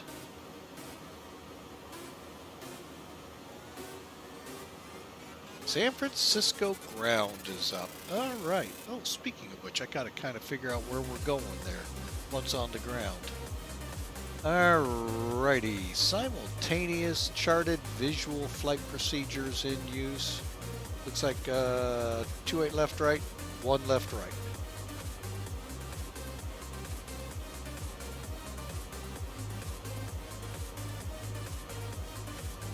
And again, folks, if you're not comfortable with visuals, tell them unable, and they'll put you on an ILS. Now, come the 29th, from 0Z to 4Z, which would be, that today? No, tomorrow. Actually, tomorrow.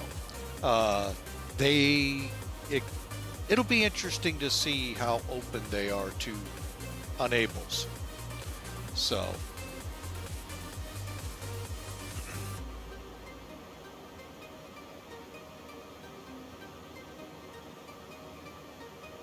but the fun thing here is it's ground.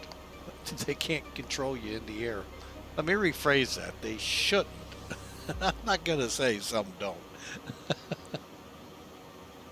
All right. I need to clean up a program here. Hang on a second. Let's do that. Oh, didn't mean to do that. There we go. All right. So...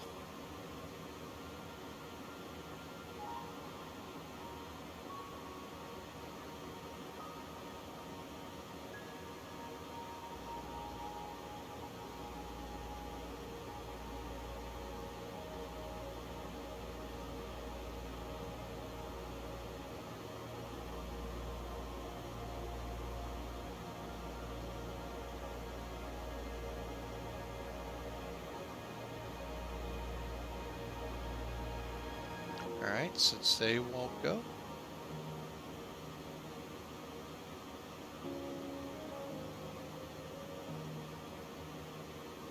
There we go. Alright, that'll just make it easier for me to see where I'm going here. Alright, so I'm just going to go ahead and start pulling charts. We have our arrival. So, let's see, 28 right.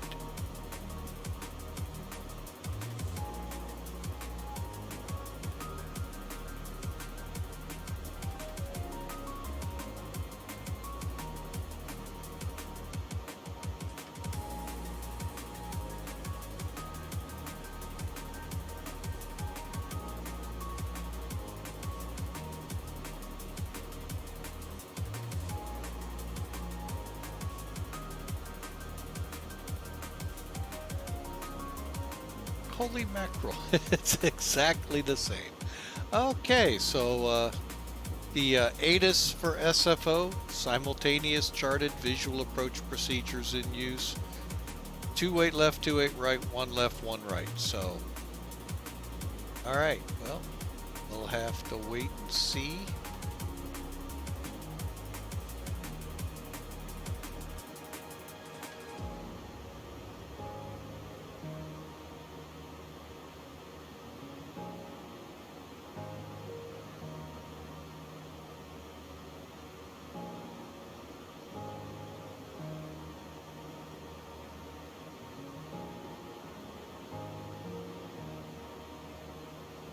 All right, so let's see here.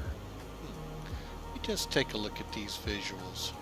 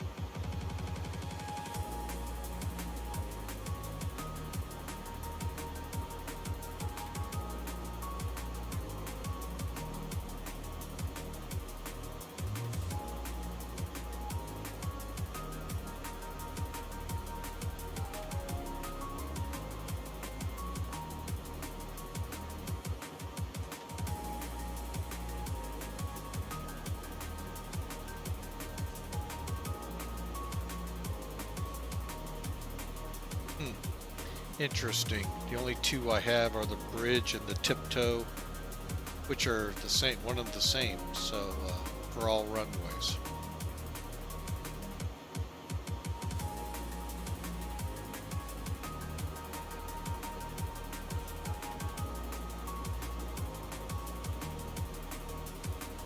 Alright, well, we'll just kind of get closer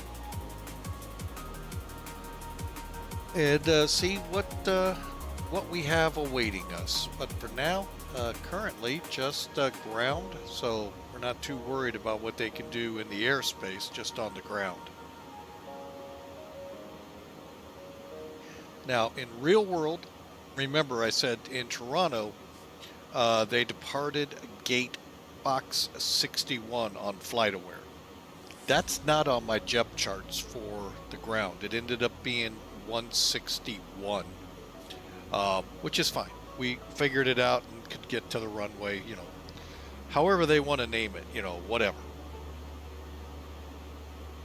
Now, for the arrival, we are headed to gate Delta 12. I'll be honest, I don't know off the top of my head where that is.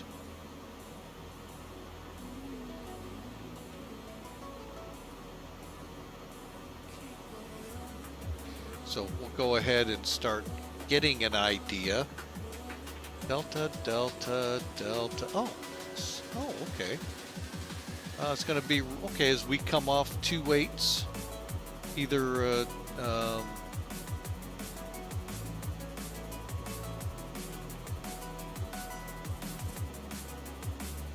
let's see, either at Delta or, you know, whichever we get after crossing the runways.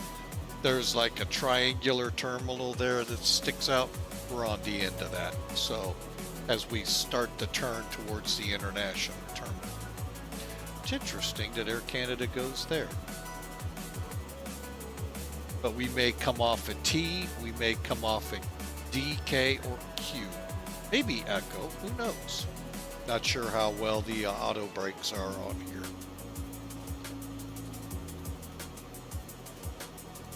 I did turn the brake fans off. Okay. All right, we're out of the weather again. You can see it's nice and clear here. Let's go ahead. We'll leave it there.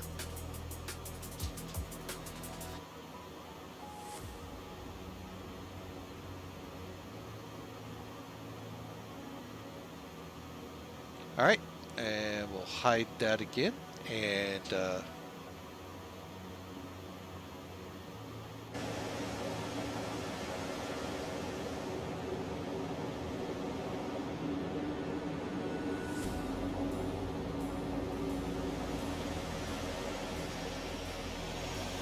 but one thing I will give X-Plane that they did well with this plane, I mean, except engine noises are really good on the ground.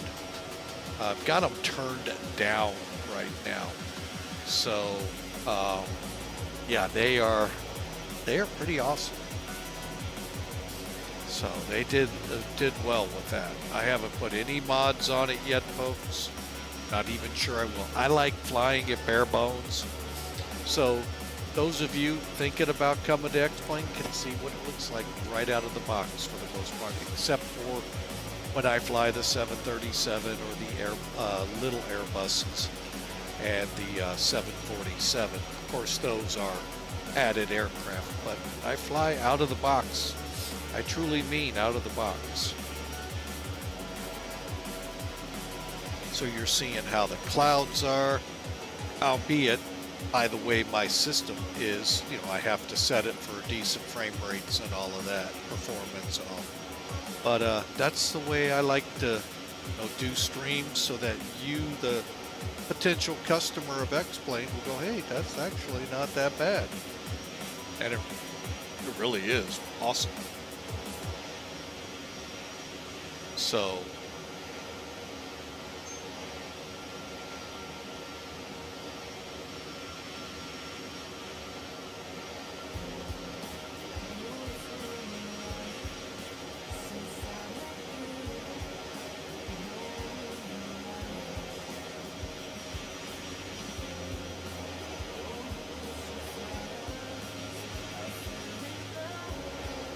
So, but anyway, folks, we're coming up to O'Neill, and that is where we step climb to 40,000. So, now as I understand the Airbus world, the A330 does not have, well, maybe the 900, 800 versions do, but does not have the pressurization systems found on the 350, which is equivalent to the 787 in Boeing. I'm not even sure the 380 has that either. But it's still nice to see an airliner above it, outside of the 30s.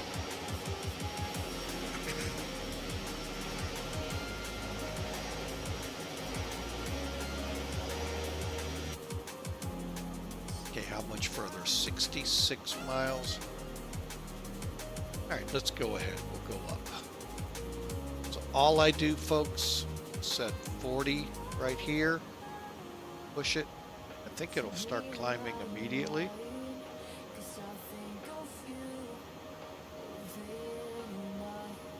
If not,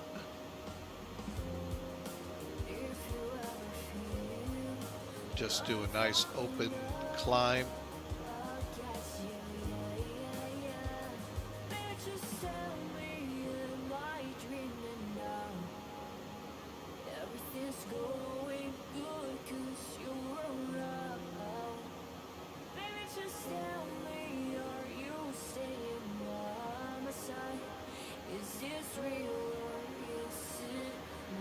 Waiting to see if it'll actually do it itself.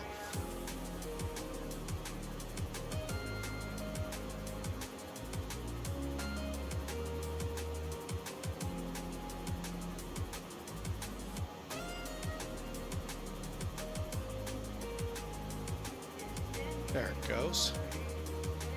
Now there was another way we could do it. I didn't even think about trying that. Go into the FMC. Well, here, let me show it to you instead of try to explain it to you. Okay, go to cruise. Change that to 40. Possibly, then it would easily rise up. Again, I say the word possibly. Okay, we are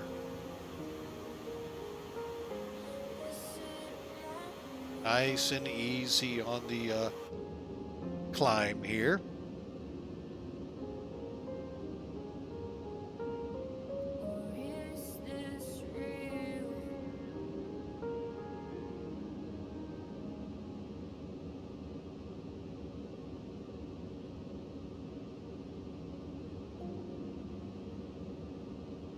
I even like that they've got dirty windows. Although I think Air Canada should keep those windows clean. I want to be able to see. But yeah. Flying over Nebraska. Yeah, I guess we are. Yeah, we're in Nebraska now.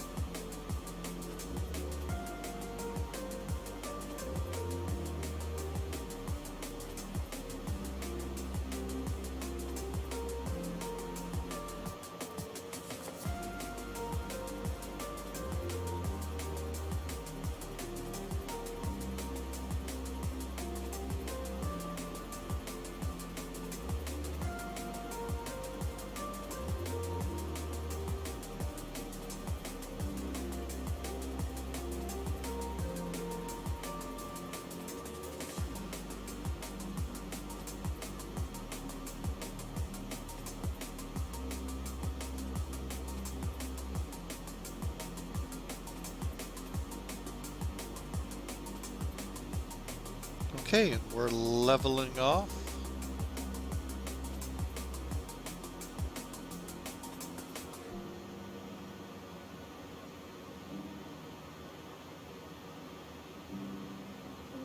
About 30 or so miles out of O'Neill, folks. Still at, well, actually, I can take this up a little.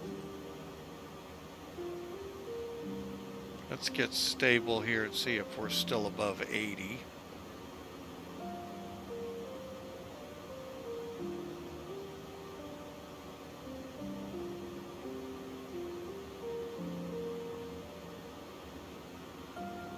Yep, we are. Okay, good. We'll leave it right where we are. Our flight planned at 0.81. You know, we're only off by 0.07. Now 0.03, so I'm not going to argue and, you know, get into the fine tunes. But right now, folks, we have the jet, we're crossing the jet stream between here and the other side of O'Neill. Somewhere in there, we're going to see the jet stream winds, and they're showing up right now. It's pretty much a north to south run, and we're kind of a westerly trajectory, so you can see that we're starting to see it come into play here. Although we should be up a little stronger, but we're doing good. Everything's looking good.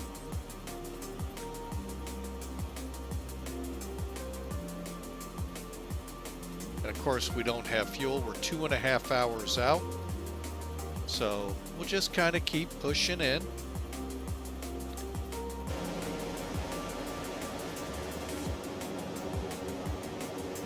Snowy landscape of Nebraska.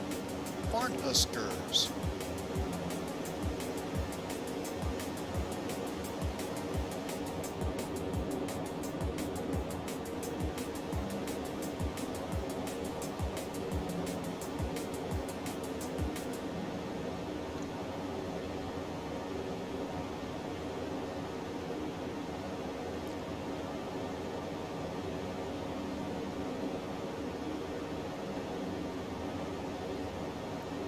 You know, overall, the scenery, folks, when you're at 40,000 feet, does it matter? Hey, look, there's my house. Yeah, like you're going to see it. You get maybe a general idea. You're in what's called flyover country. So, to me, that's the main reason I don't worry about, you know, what they show off in other sims. So, I just enjoy the fact that the aircrafts fly truer than as close to real life as possible. They are getting a lot better in some of the other sims. And I also like that the A319 I will have to put up there as one of my favorites, right in the back seat of, literally could fit in the back seat of a 747-200. I mean, those two, by far, are my favorite to fly here. A320's getting better. 767's another good one. The 737 just keeps getting better and better with Zebo, and it's free, by the way, folks.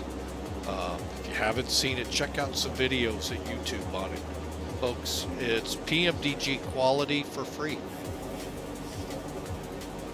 Oh, there's some bells and whistles with PMDG in the other sims that maybe not on Zebo, but Zebo has things it doesn't have aside from the fact it's free. So check them out, folks. X-Plane 12 is a really good alternative to flying in the Microsoft world. I've been wanting to get away from Microsoft for years. Just nothing out there came close. And when I finally made the jump in X-Plane 11, not turning back.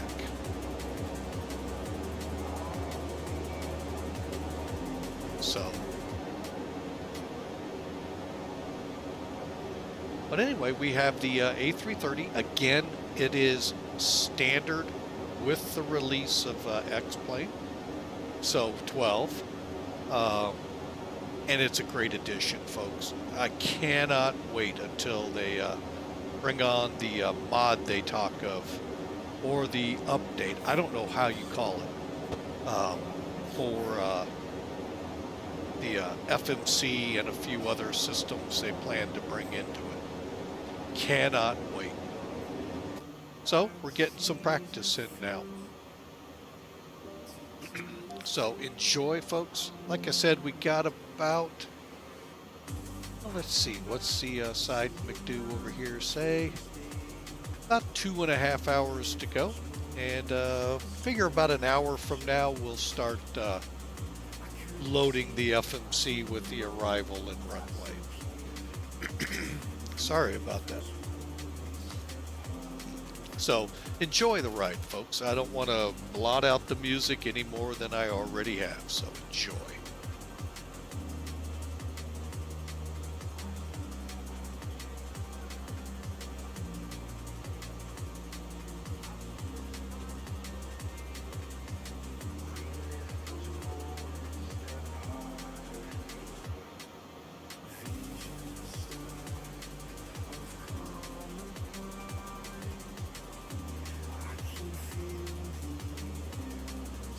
And folks, if you feel free to chat away. I'm still here watching the chat room, both here and on Discord. If you follow the invite there on the chat room, hey, put you right into Discord. You can see some of the things we do post from time to time. Trying to liven it up a bit. So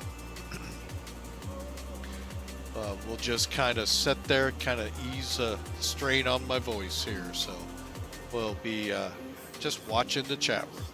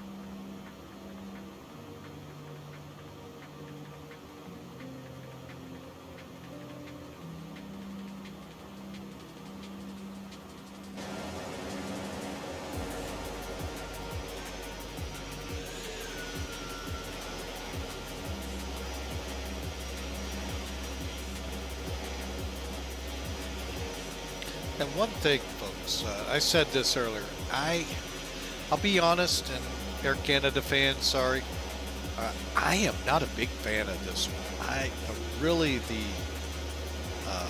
look here around the eyebrow here. I just, I see it on a couple of other airlines, and I don't know.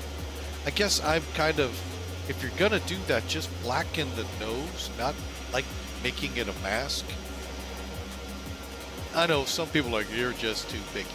It just doesn't look right to me. Give me the blue tail. Give me, or the blue-green, whatever that color is. I'm not sure I like this style to it. So,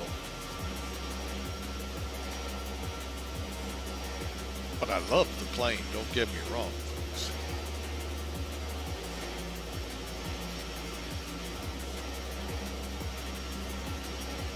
So, but you all can, chat about that if you like. I don't know.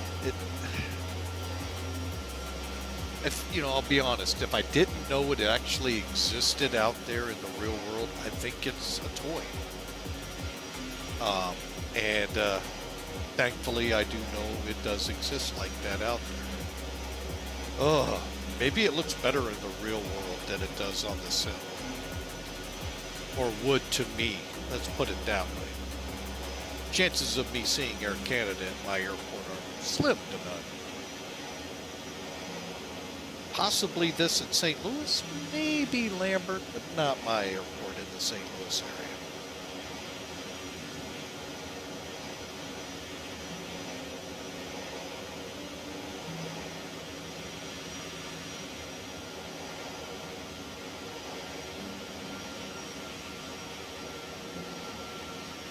But this is the default X-Plane 12. We're now X-Plane 12.01r3. That's the official release that's out there. And this is one of the default aircraft, folks. Along with, there is a default 737. However, with the free mod from Zibo, boom, you get a fantastic 737-800. You also get a Lanker, and I probably said that wrong, Citation 10, and a few other planes, folks. And and one of my favorites, the King Air C90. So I wish the mod that I had in X-Plane 11 worked over in 12. More stably. That's a weird word I just made up. More stable than it is. In X-Plane 11, that mod was, I mean, you had to be very careful with bringing the engines to full power. In X-Plane 12, you won't bring them to full power. They'll burst into flames. And that's just because the data refs that were used to set that plane up in 11, the modification files don't, they're just not meshed with X-Plane 12. They have to be updated, that's all. So, but the actual C90, oh my gosh, that is a great plane to fly in X-Plane.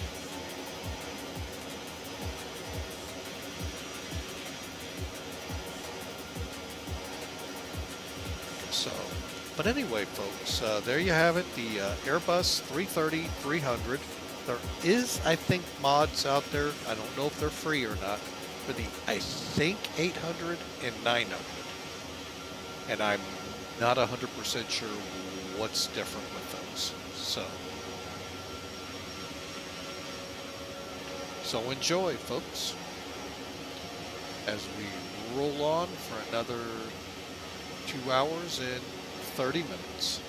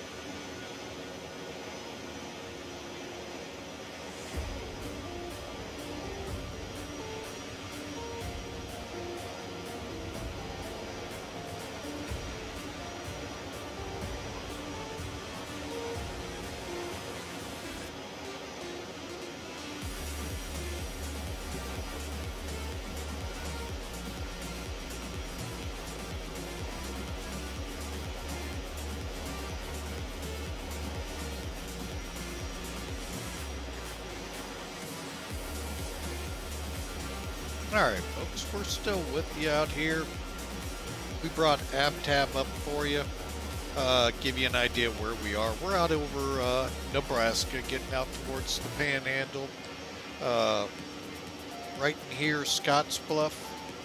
Wasn't far. I worked for a very short time, maybe 3 months. No, not even that. Maybe a month or two. Out in what's called Alliance, Nebraska.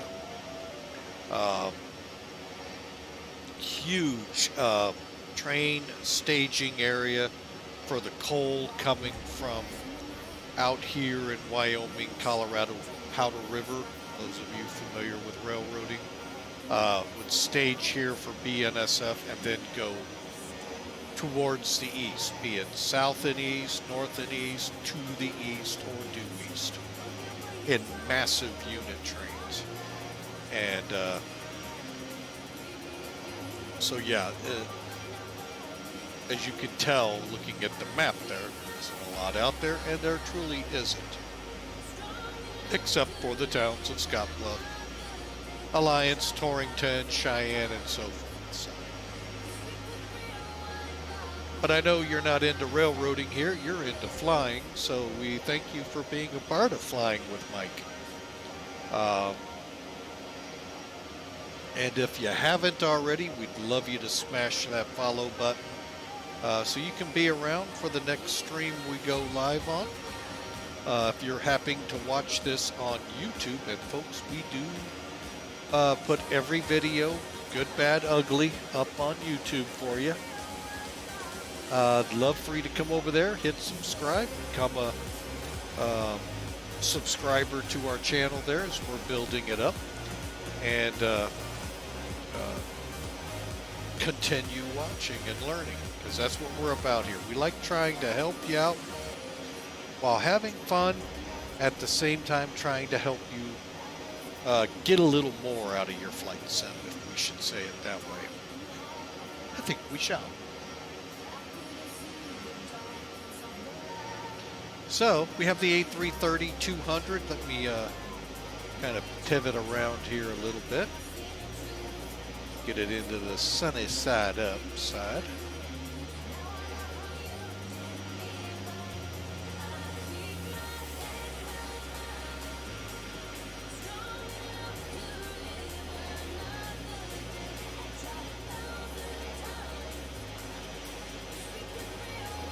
All right, and like you can see, we're flying for Air Canada.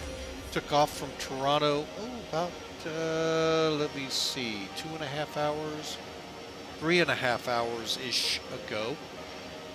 Headed for the Bay Area, as the title says, San Francisco to be specific.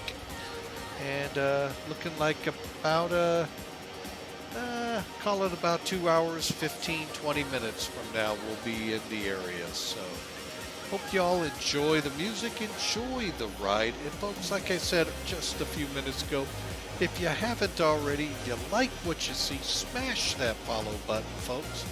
We'd love for you to follow along.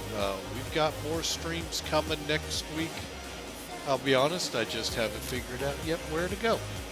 And feel free, folks, join our Discord channel. It's up, the link is right now in the chat, right there. If not, let me know. I'll get another one out there for you, the invite. And put it in there where you'd like to see us fly to. And if you have a particular plane in mind, put it in there. I'll see what I can do. But currently we fly the A330. This is like the second or third time on stream.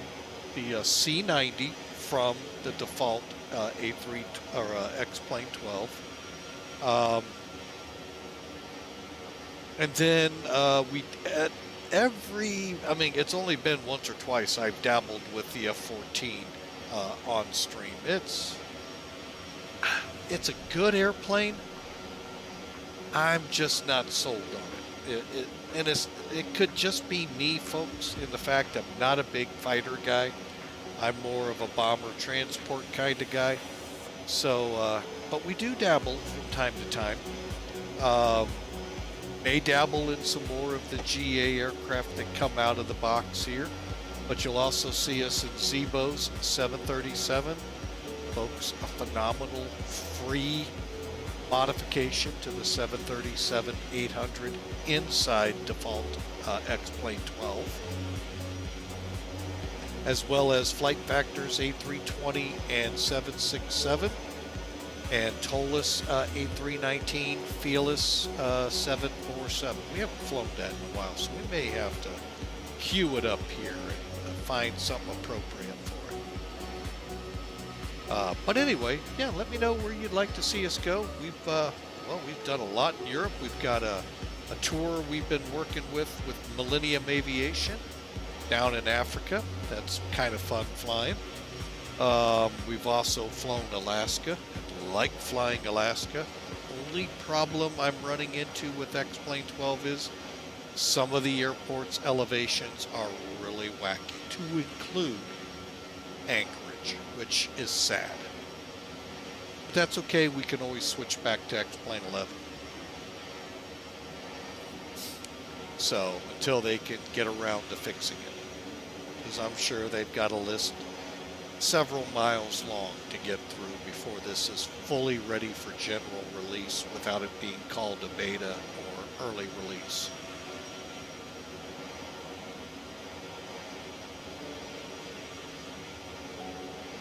So yeah, let us know if you have a destination pair or just a place you want to go. We got a plane sitting in Turkey right now. All over the United States. I was gonna say we had one in the Far East, but that one has since moved on. But we can start again over there if that's where you'd like. Let me know. See what we can do. But they're at the Discord channel, folks. That's the easiest way. I'm there 24/7, or close to it, monitoring it at least, and take a look at your request. I mean, one of our moderators, Hawker125, put in all of the longest routes currently in service by airlines in the world. One being JFK to Singapore, I think it was. I'd have to go back into chat and look it up. Folks, that's close to 15, 16 hours of flying. It's possible. That's the kind of flying I like doing.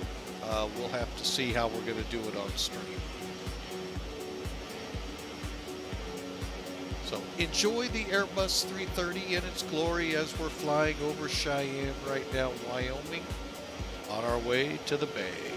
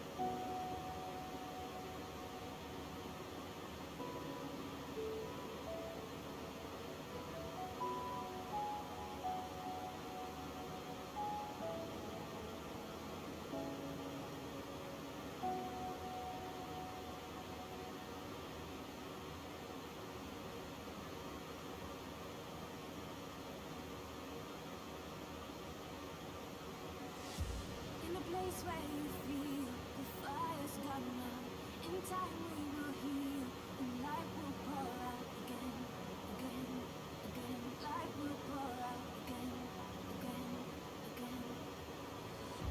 When the darkness surrounds the night without sound, we'll pull the wool down. We'll be together again, again, again. Be together again, again, again. No, we're gonna rise again. We got each other like a friend. And every time you think the end is near, you'll see the tides can turn. And we will rise again. We'll rise again.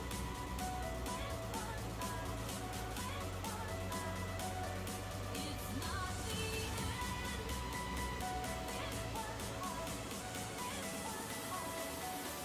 We'll rise again.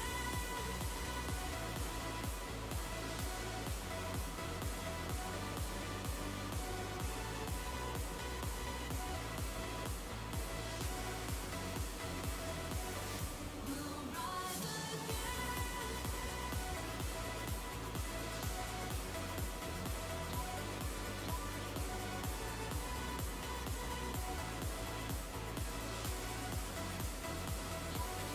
We'll make it together.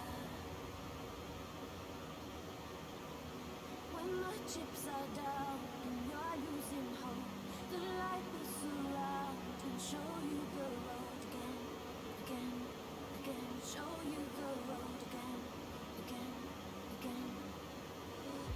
Wait for the sunrise and open your eyes. If we give it time, life will be so bright again, again, again. Life will be bright again, again, again. No, we're gonna rise again. We got each other like a friend. And every time you think the end is near, you'll see the tides can turn. We will rise again.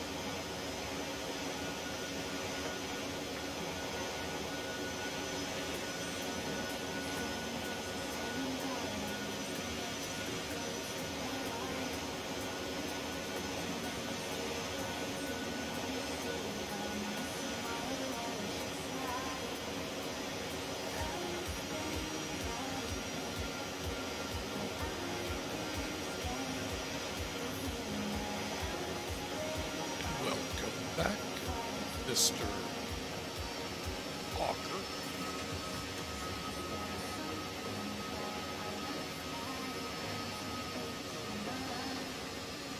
Oh my, the phone going dead.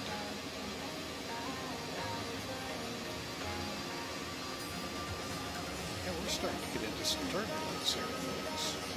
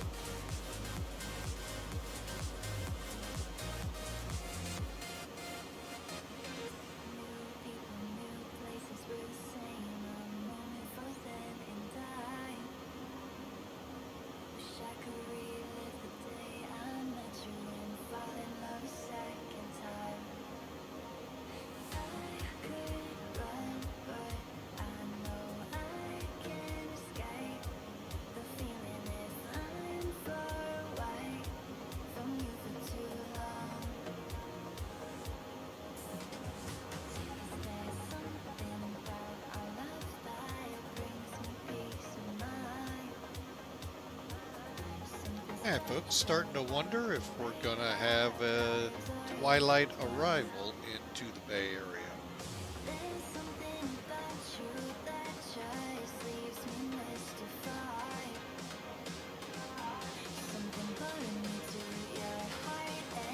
Shouldn't, but it's kinda got a little bit of signs of that.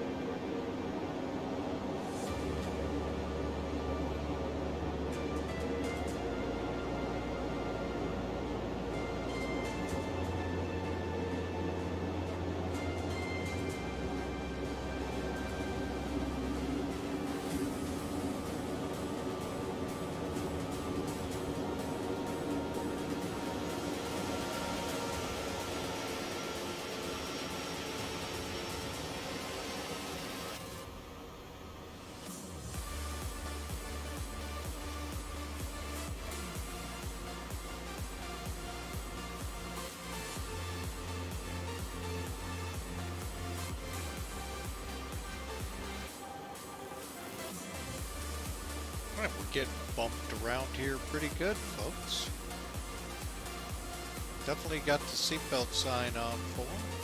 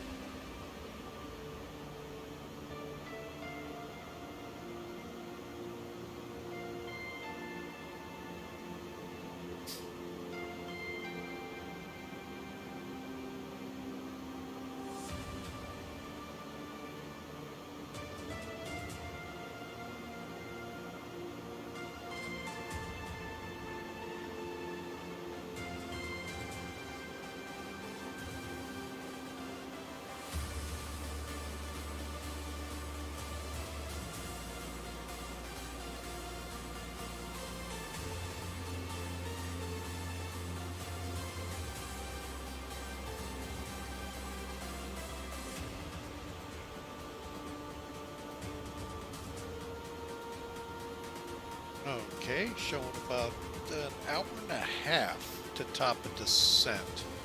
So you know what, folks? I am going to take that time now. We're going to set up our arrival into the Bay Area. So that way, one, it doesn't catch me asleep at the wheel and we miss it. So let's bring up charts, get an idea of where we are, where we're headed, and get this thing planned out. Let me see what's going on in the Bay Area.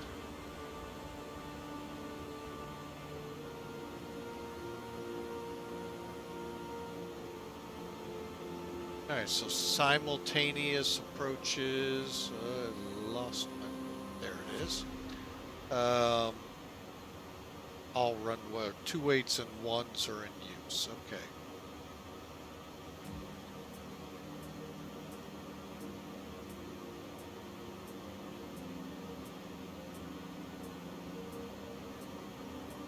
All right. First thing we're gonna do. Let's go here. Pull up our approach. I am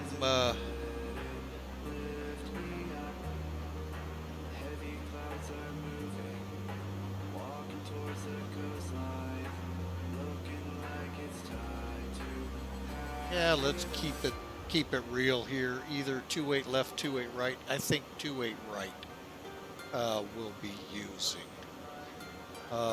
And then that way we just come off. Yeah, let's do 2.8 right. Unless, of course, they change our minds. So I am going to select the ILS. Let me take a look at the VNAV. I bet it's not much different. Yeah, just slightly different. Not much. Well, that's for the left. Sorry, folks.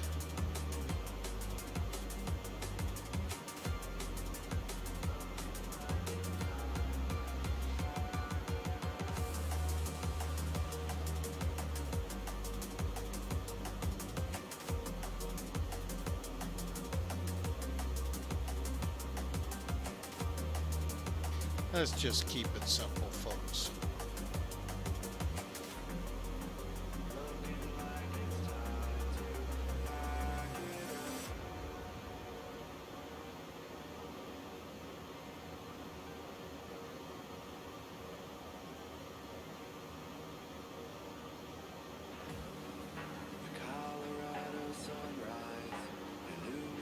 Yeah, we'll just do the ILS. We're not going to do this SA Cat 1.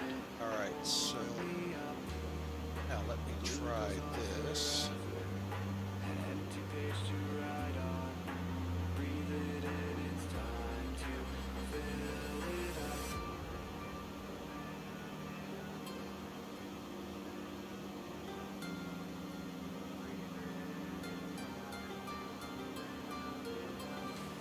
Okay, it included it anyway. Alright, so what I've done, I went ahead, pulled it up. We're going to fly arch all the way in on 2.8 right. Okay, so we'll hide that and back the truck up. Alright, so we're going to be coming in. Our transition is Inyo, and as we look up here, kind of zoom it for you. D8s. Now you can go to the D8s site and see for yourself what the real world is doing. Mr. Siesta, yes. If you go to this website, you can, up in the upper left-hand corner, select the facility you're going into if it says D8s on the charts, and pull it up. U.S. only, and its territories like Anchorage, Hawaii, and San Juan. Anyway, it'll give you an idea of what we're shooting, or what the real world is doing. Now, whether VATSIM's going to follow or not with their controllers, that's always the million-dollar question. In this case, it appears they are. All right, so 13 feet above sea level, transition 18,000. You can read the requirements there. So the routing is your transition to diamond. Then we track the lane, always, flows, seeds, freely, and then into arching. Pull back just a little so you can see it on the map. So we'll go from here over the mountains, descending to be above 27,000 at diamond, between 22 and 26 at lane. You can see the maximum speed we should be doing at that point. Flows 14,000 to flight level 190, and so forth until we get to Archie, which is 7,000 feet hard altitude. Last speed restriction at 230. Okay, so that's our coming into the Bay Area. From here, we'll transition over to the ILS. Before we get down here too much, again, here's our frequencies for NorCal, tower, and ground. We're worried, this is what the FMC will set up for us. 111.7. Make sure it's in there. Not 100% sure how we'll know. Oh, there's the NavRad. So it'll be in here, folks, once we set it up. Okay, so 111.7 is the localizer. Identified. India, Golf, Whiskey, Quebec. Final approach course, 284. Okay. Axmal is 7.5 miles on the DME from the runway, and that is 1,800 feet and on the glide path. All right, now we won't have to worry about this, but at 200 feet AGL or 213 feet MSL, we will be at our decision altitude. Do we land? Do we go? Now, if visibilities were below this, we could go to the Cat 2, Cat 3 arrival and do an attempt on that with an auto land. Okay, missed approach. I'll let y'all read that. Pretty much a straightaway and hold in thick U. And then again, some of the requirements, GPS radar, some more instructional information here. Minimum safes, depending on how we're coming in, looks like 4,500 for us.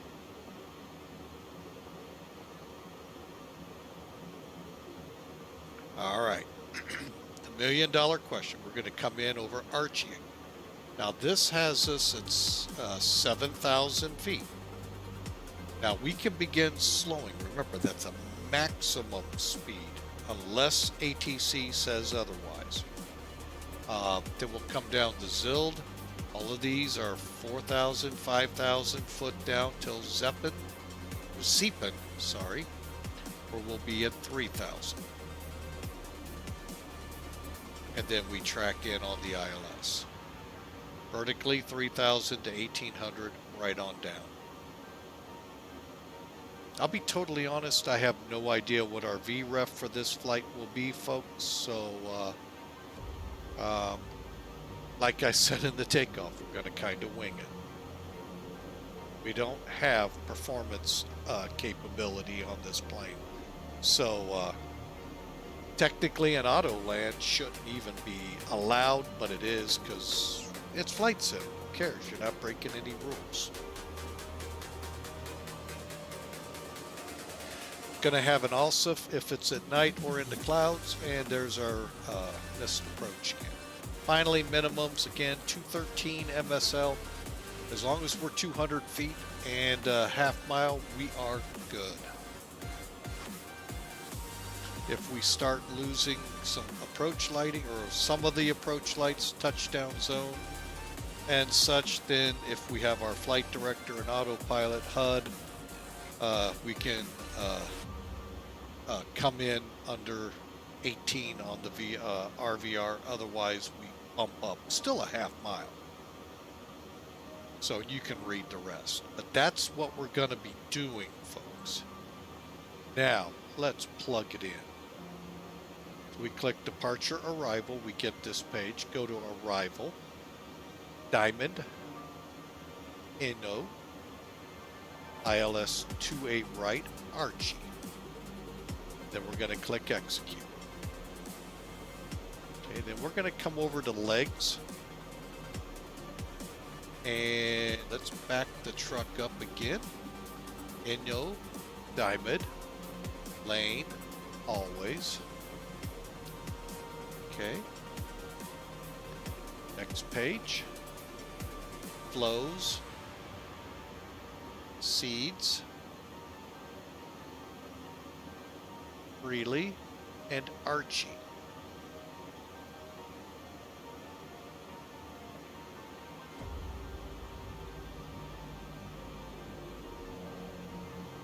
From Archie, we have Zild, this page, Gear, and Oomba. Seapan, Uxmal, and the runway. Folks, it's loaded in properly. The altitudes will be pretty much controlling them, but it looks good. So we are now set up for the 28 arrival ILS. Now, they say visual, I'll just come off and say unable, we're set up for the ILS. Folks, the visual is pretty close to the ILS. I hate to break it to them. Alright, looks like maybe we've got through the turbulence as I look outside the windshield. Give it a little further and see if things calm down, and then we'll get that seatbelt sign off so they can get a last round done back there. Now we can go to the progress page. We're an hour and 21 minutes from top of descent. Looks to be about 150 miles out. So, but we'll descend on the arrival and see what happens. So, any questions, comments, let me know, folks. Again, I can't go through V-speeds or V-ref or any of that. I really don't know what they are. And I don't have anything to chart it out.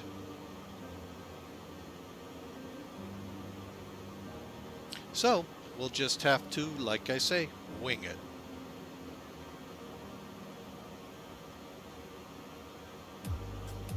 And we just crossed Meeker. Headed to Lulu. I guess Lulu is the proper pronunciation. So folks, enjoy. Now, if you're in and would like to partake, you can put a prediction in on what you'll think the arriving feet per minute will be on the landing. Formats just like you see, the exclamation mark, the word predict, a space, and a negative number. We got about an hour and a half. Actually, that's overall we have about an hour and 40 minutes to get there. So folks figure about an hour and 20-30 minutes will be, well, actually that's not correct. About an hour and 20 minutes we'll be heading over the top of descent and starting in. Hope you enjoy. Look forward to y'all being here, and we'll see what kind of a landing we can pull off in the Bay Area today. A little shaky yesterday, or last time, Wednesday, coming in from Anchorage. We'll see if we can't do a better job on this one. So enjoy the music, folks, as we continue on to the Bay Area.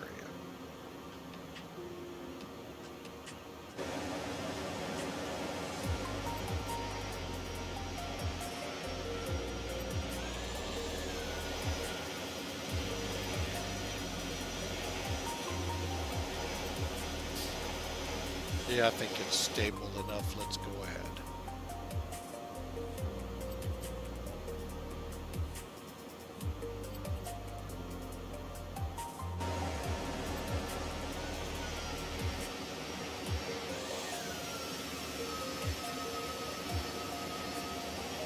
Wrong key combination.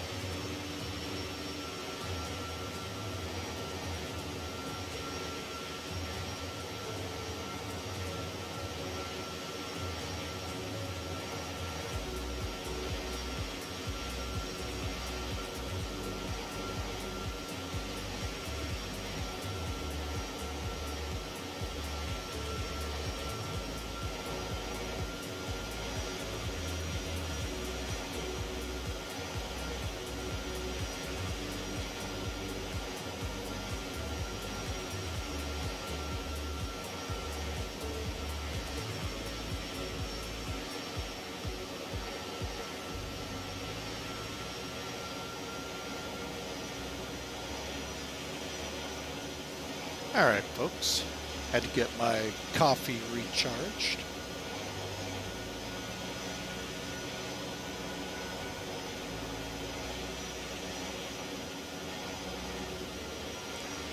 All right, so hope you all enjoy the run here into the Bay Area.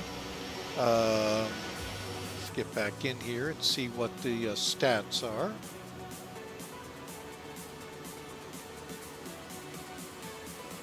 About 470 miles to top of descent, and that's, now we're not going to get into the normal Airbus page where we put in the QNH temperature, winds, and our MDA. We just go by what the standard FMC allows, which isn't much. But let's just take a look at it. Let's see what the descent page has. Not much. So that's all we can do, folks. Go with what we have.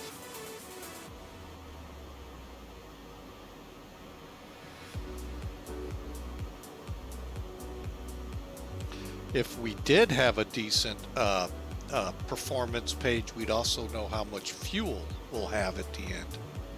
Do not let this catch you off guard, folks. Remember, it says kilograms. Most of you are going, whoopee-doo. The United States, we're in pounds still, so it'll catch us off guard.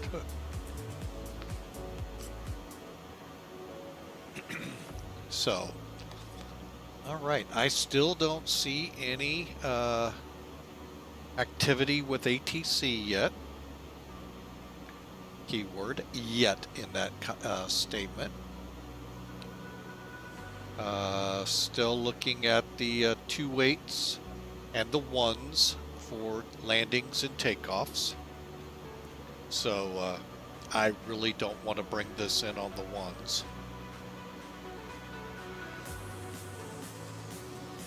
Although I do need to do that here one day, just for the fun of it, come in. Because those do look like interesting approaches, not with this bird.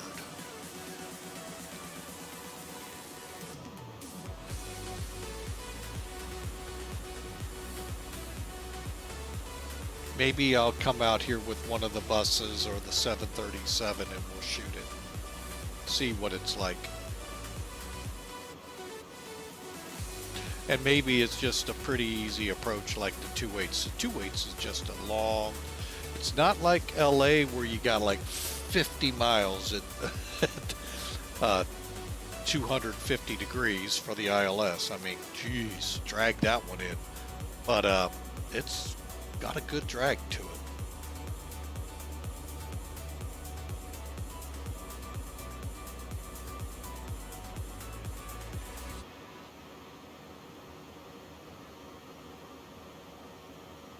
All right, folks, we are actually in the state of Utah right now as we keep going east, so enjoy the music, and I'll just kind of be here. Folks, chat room's been open from the time we came online, and will be open until the time we go offline, so feel free to use it. Love to hear who's out there, where you're from. If you actually, my big goal here, folks, flying with Mike, is to help you get from watching, and I know this sounds counterintuitive because I would love to have all the viewers in the world, but to get you out of watching us do it to you actually in the cockpit doing it yourself, flying the approaches by hand, flying the takeoffs and departures, all of, flying the airplanes instead of sitting here going, I wish I could do that. Because folks, it's really not hard. And you don't have to fly this one, folks. Some really good trainers are in the X-Plane platform and probably in whatever sim you have. Pull those up, get out, and give it a try. And then once you get fluent with it, upgrade just like we do in the real world. We don't start off in Airbuses. Day one, we start in Cessnas and Pipers and Beechcrafts. Oh my. But and then work our way to them, because folks, I'll tell you one good example. When I was learning to fly the real airplanes, got really good with Cessnas, got really good with the Piper fleet we had at the Wright Pad Aero Club, up to and including the Aero, which is a more complex aircraft, retract gear, constant speed prop. Went to a Bonanza. Holy mackerel, folks. Even though it's sort of classed with the Aero, it's got a higher approach speed, it flies a lot faster than those. And folks, it'll take you for your loop until you get used to it, like I had the other planes. And that's what we do. We build up to these in the real life, because folks, here it's a piece of cake. Autopilot flies it. Auto does a phenomenal job. And some do, that's all they do, auto lands.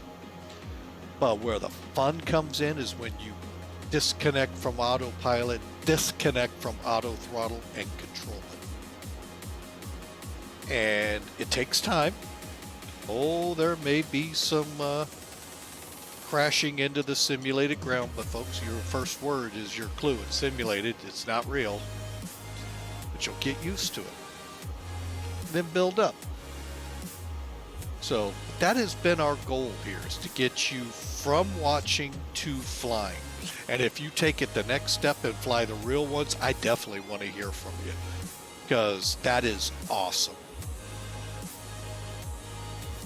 And I know out there are a few people that stream that are real world commercial pilots. Kudos to you. Kudos that you share your experiences and help us along in learning those procedures and systems that some of you actually take us through. And thank you so much. And I really wish I could afford to get back into the real skies. It's fun. To me, it got, once you get comfortable with the plane, you have your private pilots, it begins to get comfortable, folks. Not to the point where you're dangerous, because when you get comfortable, mistakes happen. But it just, the stresses of the day, for me, always released when the wheels left the ground. The stresses stayed on the runway.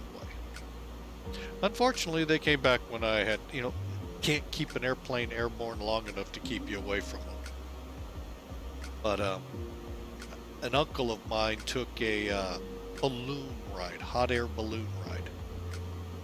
And he said once you got above the tree line, he couldn't believe how quiet it got. All that noise was down below the basket. Just above the tree line, it got so quiet, so peaceful, other than the occasional blast of hot air to keep the balloon in the air. He said, wow, that was so peaceful, he was so serene. And I really would love to do a hot air balloon ride. So anyway, folks, that's our goal here, is get you from the armchair into the chair of a real plane, if at all possible.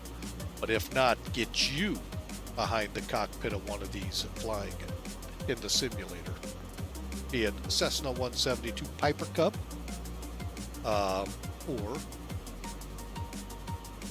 A330.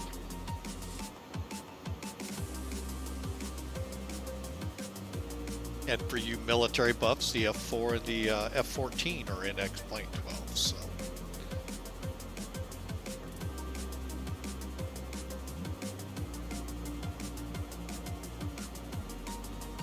So I hope, folks, you enjoy the run into San Francisco, and should be there here. Oh, we should start down in about an hour-ish, and on the ground in about an hour and a half, hour 45 minutes.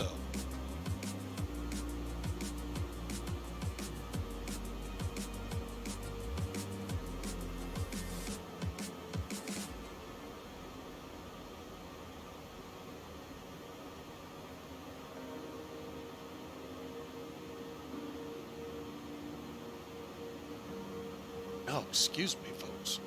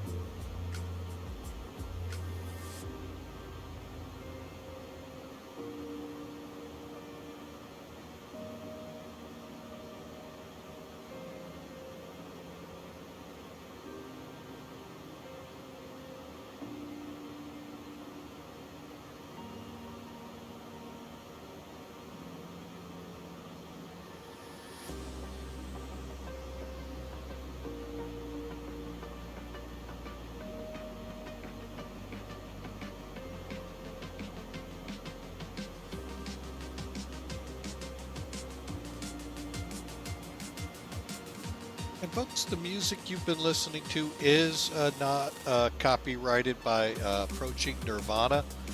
Great music, love their music. It's a style of music I kind of like, epic. And I mean, it's a mixed bag, but a lot of the stuff is of an epic, what you'd expect in big epic type movies. And really great, for my stream at least. Yours may be another composer out there, but Approaching Nirvana has been doing ours for the 3 years I've been doing it for the most part. I mean, I throw a few others in there from time to time, but I just love the music they have, and this is a compilation of all of them. About 17 total hours, could be 18 almost, if I let this run. So if you've got Spotify, look them up. If you're on Pretzel Rocks or some of the others, look them up. Approaching Nirvana.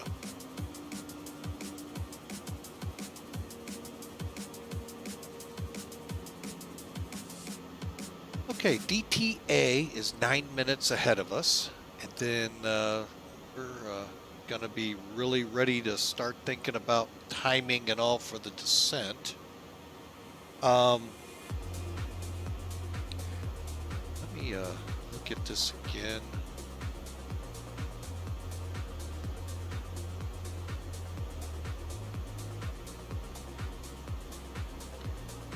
All right.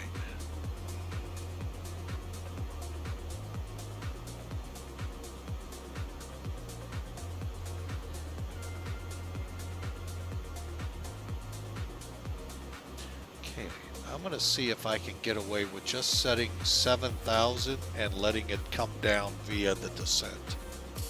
See what happens. If not, worst case, I take over and bring it down.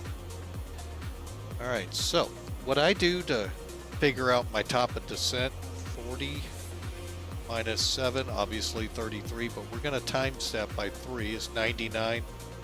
Let's add in, well, let's call it 109. So 109 miles from Archie. There's no easy way. Be nice if we could throw a VOR in there to help us out. Well, there are, but so we'll just go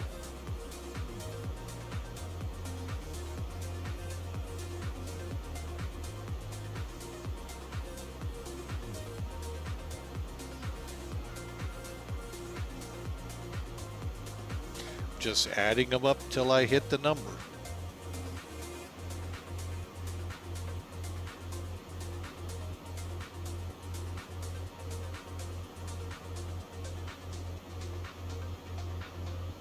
Okay, and all right, so we'll come off Inyo at altitude, and then at about 35 miles to Diamond, we'll start our descent.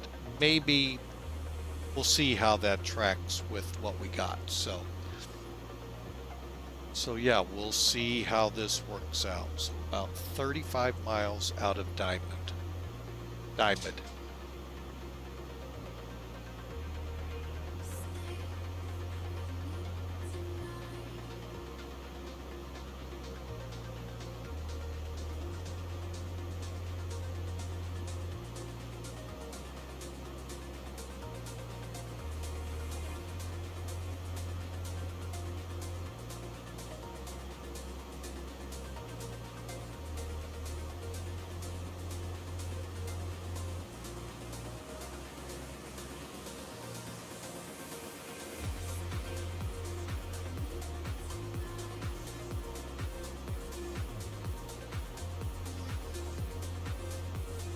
Okay, just off the cuff here, what I'm gonna plan.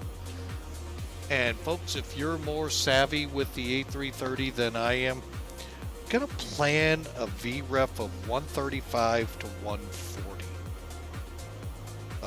And our approach speed 140 to 150. So we'll see how that works out. And that'll be once we're on the localizer coming down. Say we'll start our heavy slowdown at Dumba, so that we'll be at those speeds. Gear down, flaps full by Atmol, was it? Axmol, yeah.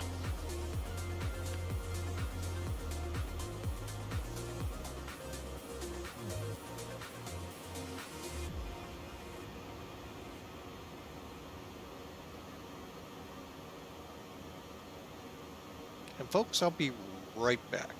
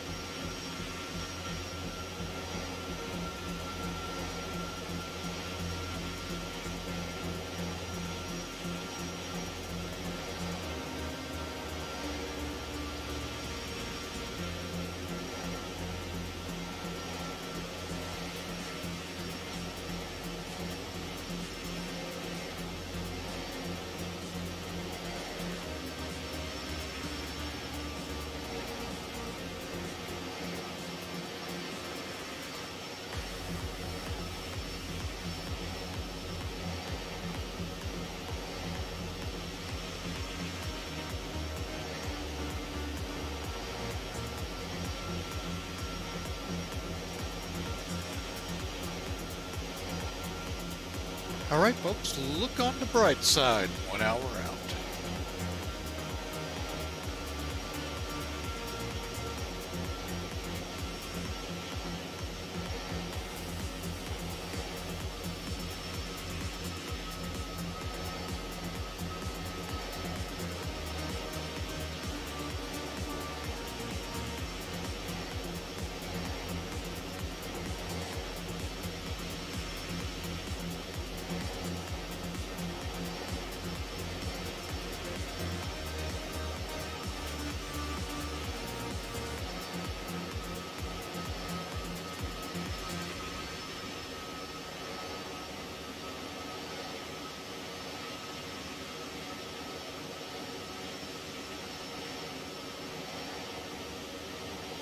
All right, folks, sorry about that. I had to blow my nose there. All right, so like I said, we're about an hour out. We got about, well, let's find out. We'll look at the FMCs. Okay, according to one of them, we are actually closer to 2 hours out. We'll see how this translates out. But we're about 40 minutes from top of descent. That's probably a fair guess. We're coming up on NU. Get past KU54. Mike? Oh, I'm sorry, Rumps, I think we're coming up to. Nope, KU54, Mike. Then we'll have Rumps. Then we'll be setting up for Inyo and into San Francisco. So we'll see how the timing here on the FMCs is working out. But folks, remember, across the pond, April 1st, could be a good airplane to use. Citation 10 might be good too.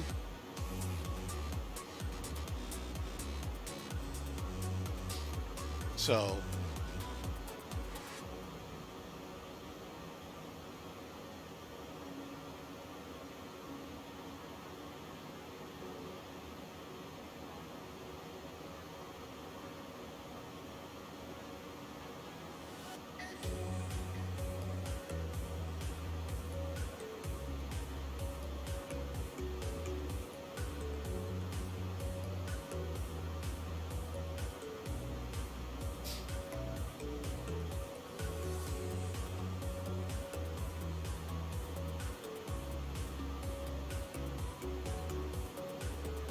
So April 1st, folks, I forget the direction. I don't know if we're east or westbound, but you know, folks, 3,000 miles, it don't matter if you're going east or west. It's a long haul. So stay tuned, keep up with the cross the pond information. And if you're interested in flying those, by golly, give it a try, folks. I've flown several of them. It just got very difficult because way back when it was first, being flown, there weren't a lot of controllers, and the controllers that were there were chit-chatting with all the pilots, and the pilots were chit-chatting on the radio, making it impossible to give position reports. And they weren't paying attention to text. They weren't paying attention at all. So it's changed over the years. I'm not 100% sure, but if you go to their Cross the Pond website, you'll find out how they do it now. And it sounds to me, from people that I heard did it last October, November timeframe, went a lot smoother. So if I'm off, I just might pop it across the pond. The pond being North America to Europe. However, there were some South America to Africa routes. So that's something kind of new to it. So, and Caribbean in there. So we'll see if those come back. I don't think they've announced any kind of city pair or cities yet.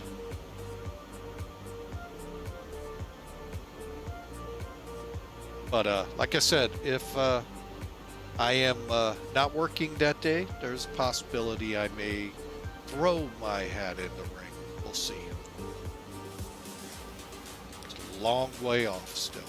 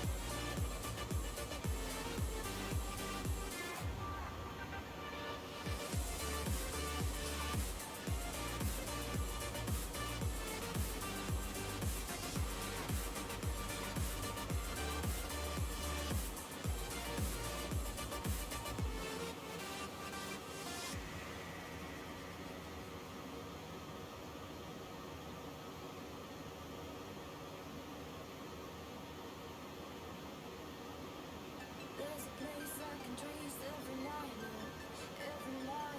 me. I can taste every inch of the space I step into when I'm free. Sometimes I feel like I'm floating. Sometimes I feel something deeper.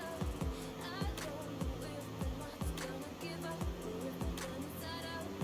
Watch me. I'm looking in the mirror. I see the black circle surround me. Watch me.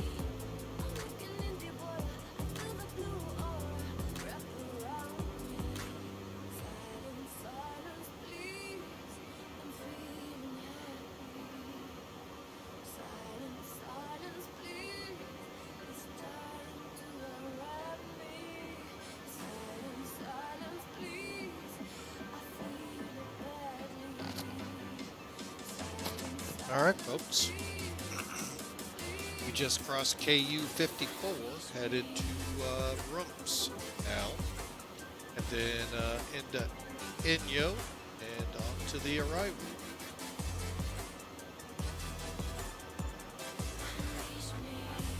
And still looking fairly quiet.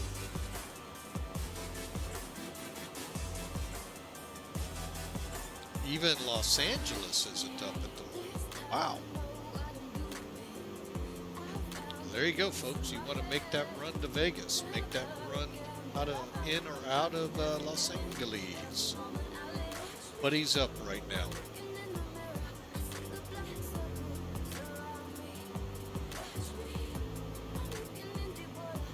Oh, excuse me.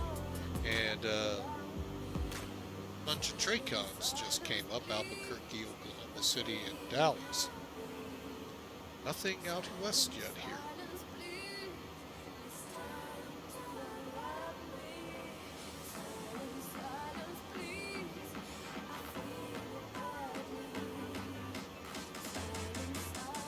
And looking at the view of Similar, there's no weather. It's like between us and them. Although a lot of something in the Sierras outside of Reno, between Sacramento and there. But beyond that, that is it, folks. Not bad out here. Could be a lot worse for January.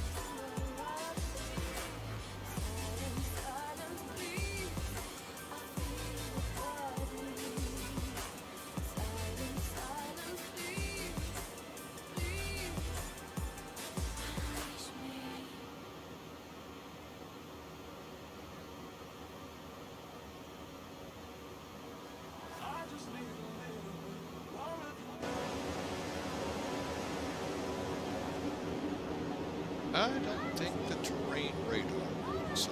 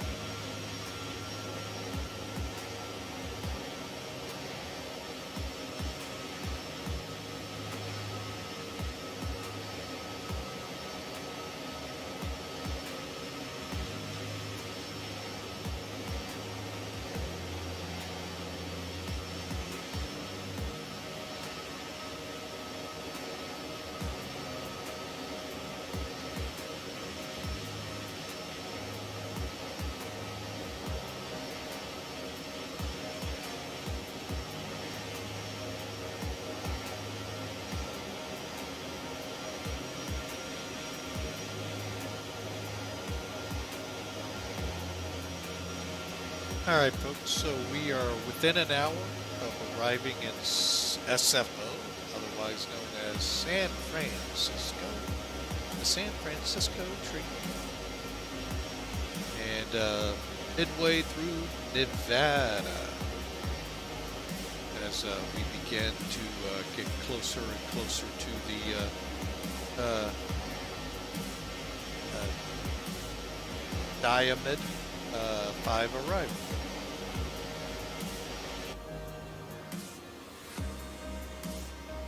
And we got about 12 more miles to Rump's intersection, then we go to Inyo and on to the arrival. So thank you to all that have taken the time to be with us from start on to our finish.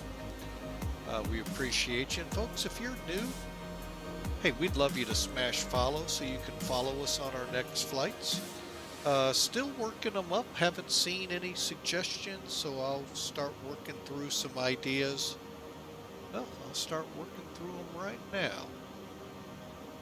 So maybe I can give you an idea of our next run.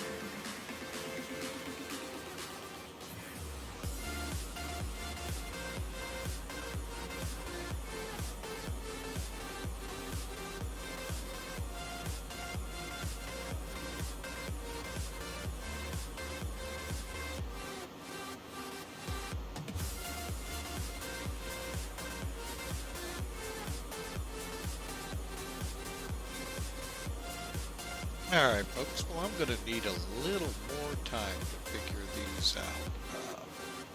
So,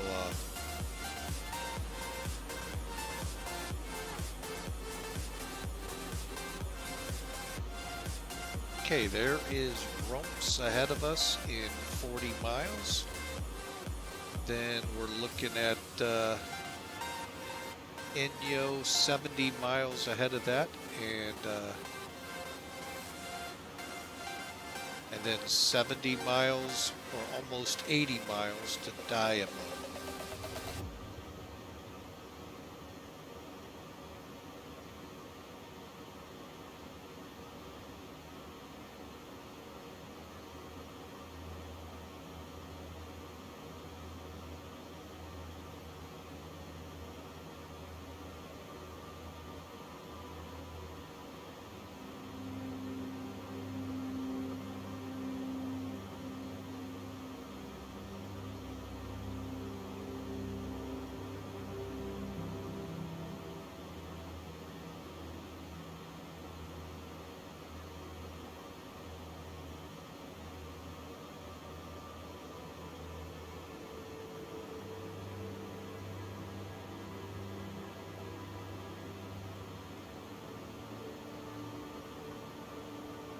All right, folks, we are closing in.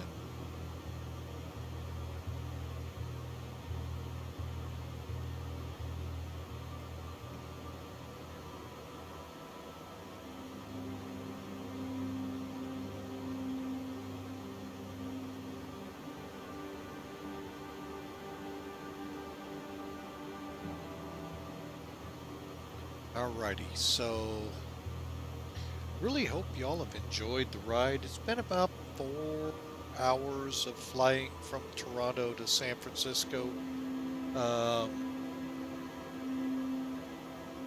And we still got the 30 minutes or so, actually a little more than, to get in there. So according to this, we still got a good hour ahead of us, which hard to believe, but it's, you know, hey, it's whatever the FMC wants to say when you're in default. So, but oh, there we got some activity up here on X Pilot up in the upper left-hand corner. San Francisco ground has come up. They've been up actually for most of the flight.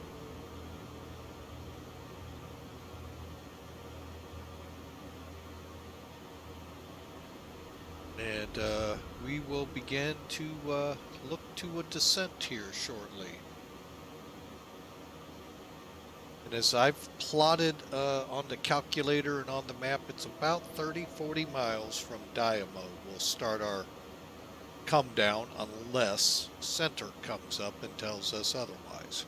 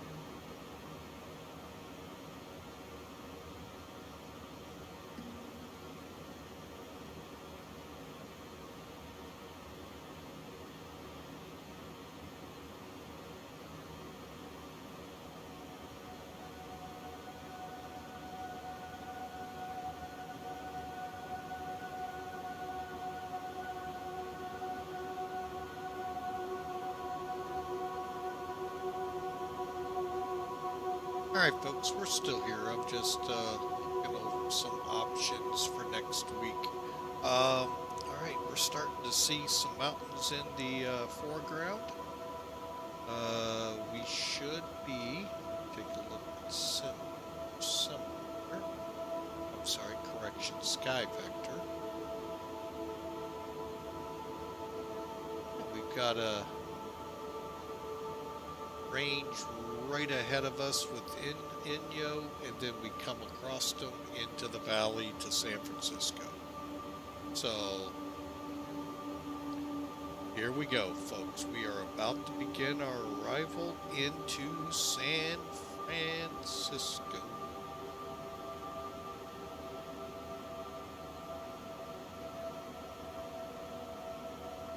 Again, a big thanks to all of you who have either been in and out the whole time from Toronto to this point.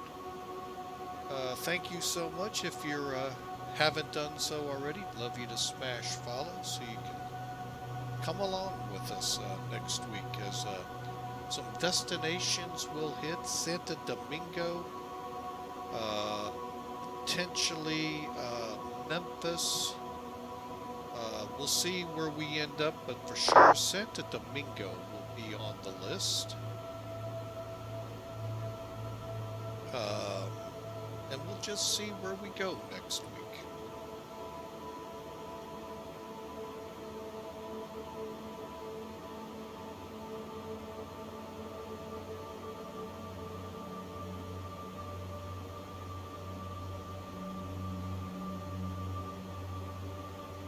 And one way for sure to know where we're headed, click that invite for Discord. It'll take you over to our channel, and there is a place where I show my scheduled flights.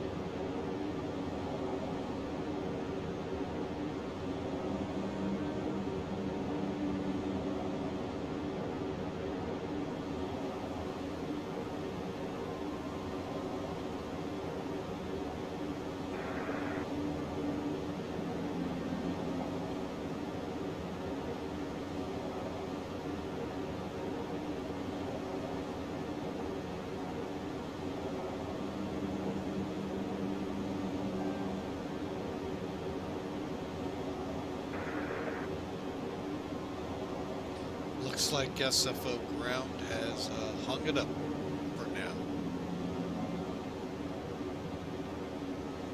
Unless, of course, they're going to switch up to approach or center. So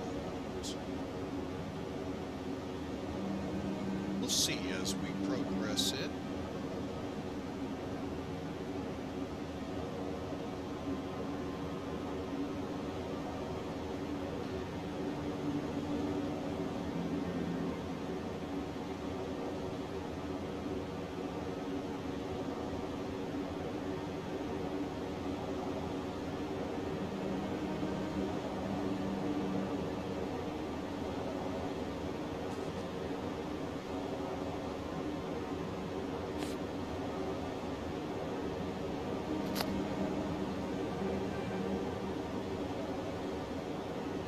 All right, let's get in there and see what we have here.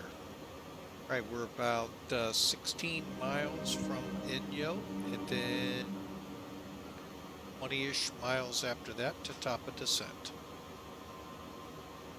So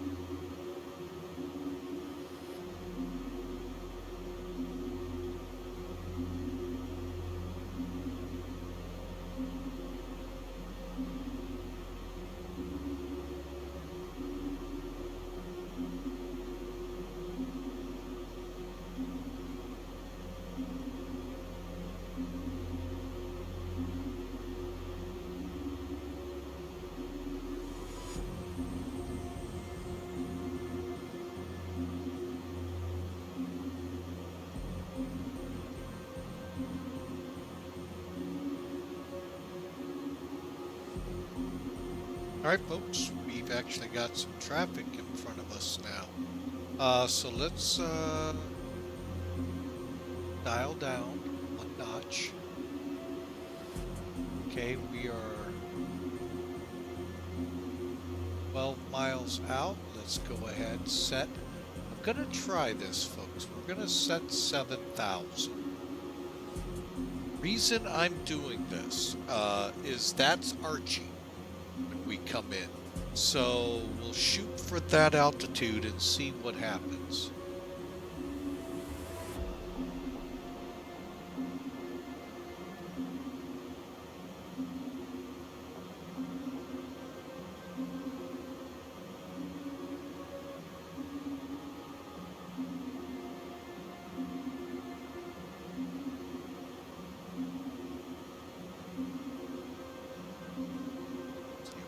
Descent started. If not, we'll go.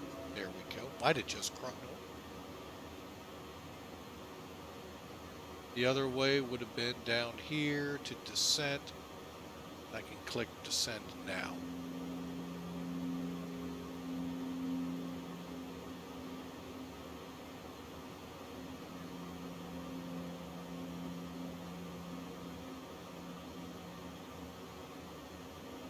Okay, it's no longer active. Okay, so we're starting our descent.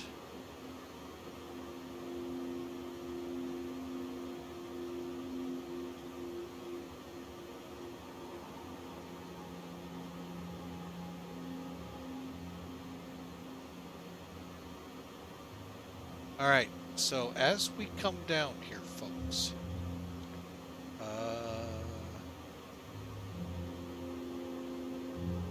okay, so got to be above 27,000 feet, so I do need to get this back up. By Diamond, which is 50 miles out, we'd be pretty close to that. I want to make sure we make that one. Then we can start working 22, 14, 10, because at this rate coming down 21, 2,300 feet a minute,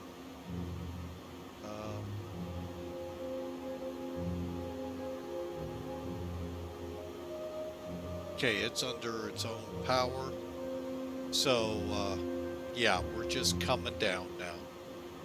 I don't want us to blow speeds. Okay, we got a plane right here. And all of a sudden, lost.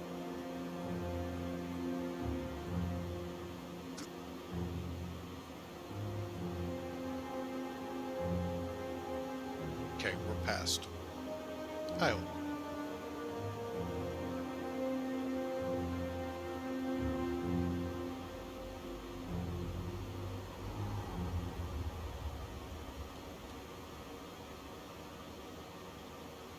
Okay, and we are coming down now. Again, 27,000 at Diamond, and then we'll continue with the arrival.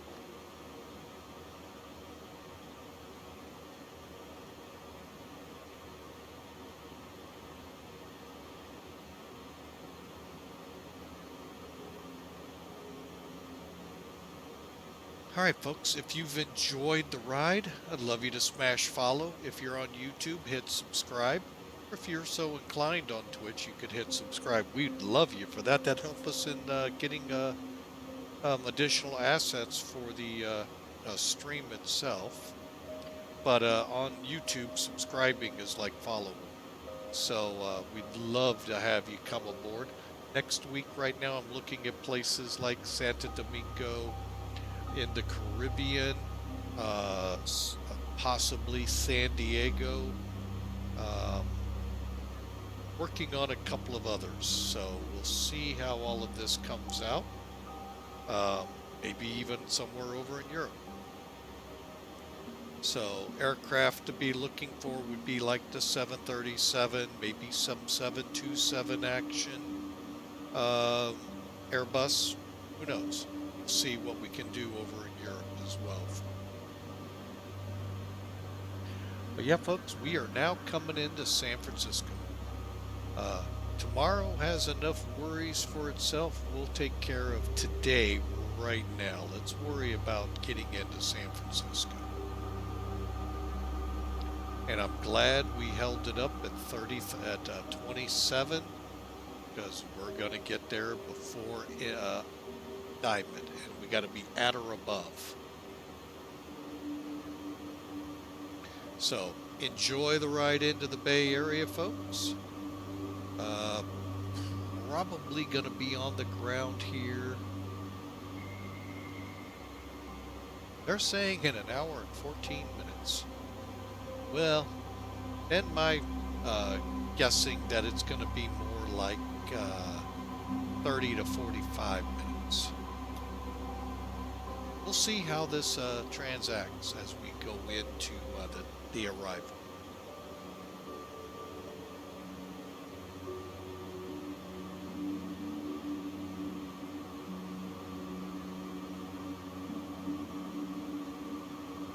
Okay, leveling off at 27 for another 25 miles.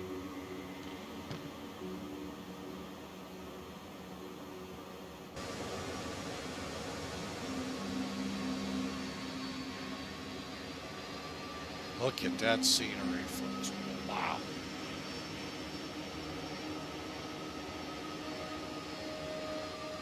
Nice gorge right here.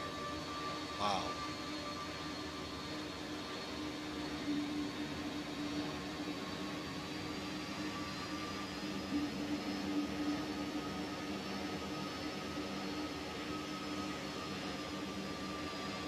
As we come over the Sierras, folks. South, I believe. Let me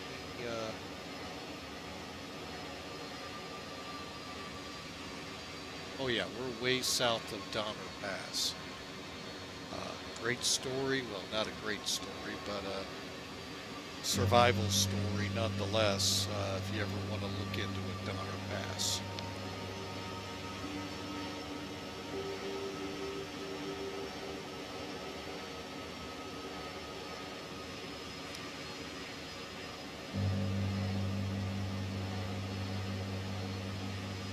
All right, folks.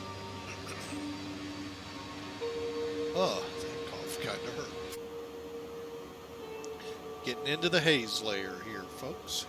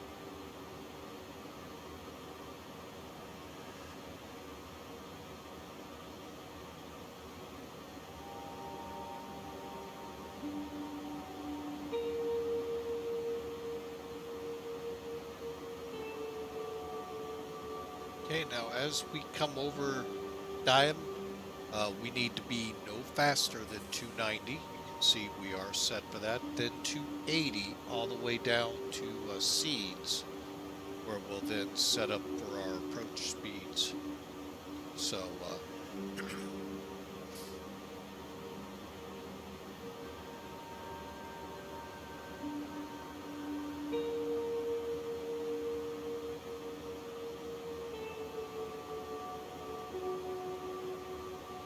see what happens when we cross.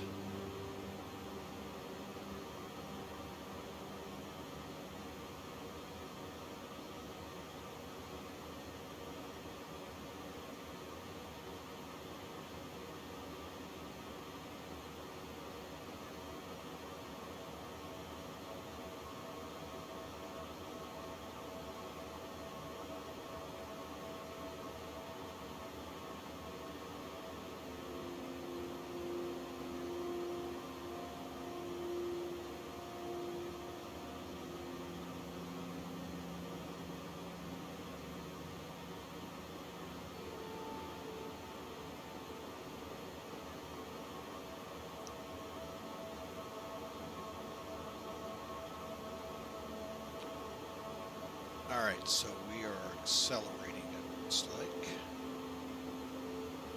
Curious if we're going to have to pull the throttle.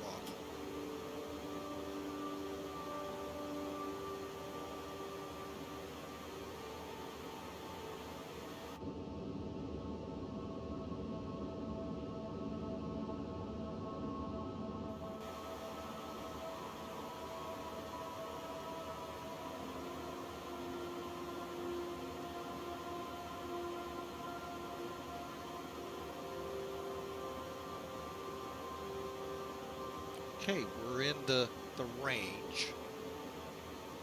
Then we'll set for 14 for the next one, which is flows. That's at about 30 miles right now out.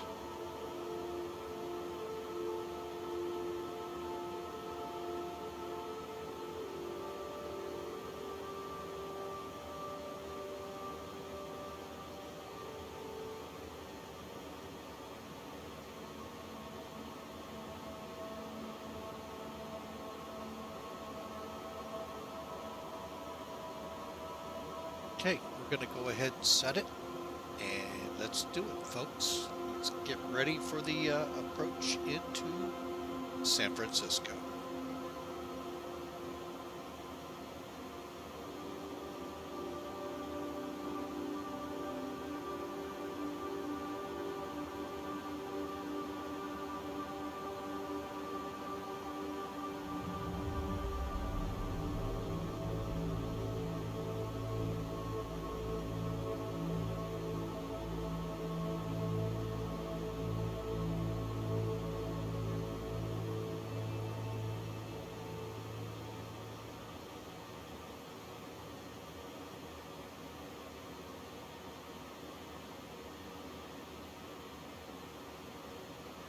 Okay, we're coming over lane at the perfect altitude. Now we're descending for flows.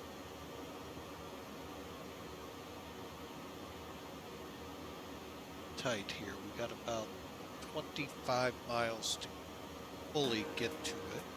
A couple more inches.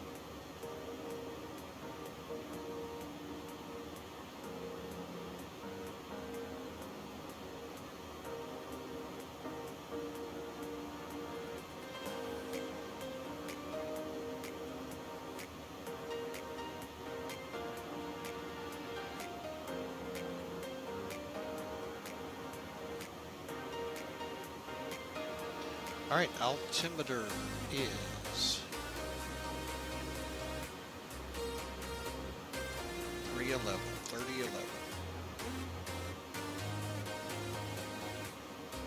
And then 314. Cool, a few clouds at 500 feet, that'll suck. But we should be able to get in with no trouble here, folks.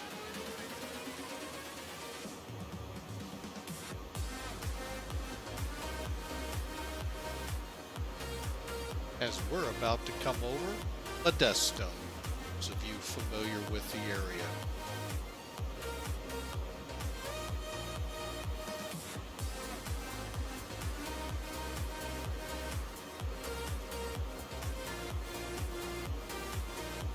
And a real quick look at what's ahead of us, folks. Here's charts 8, and you can see the arrival that we have planned in here.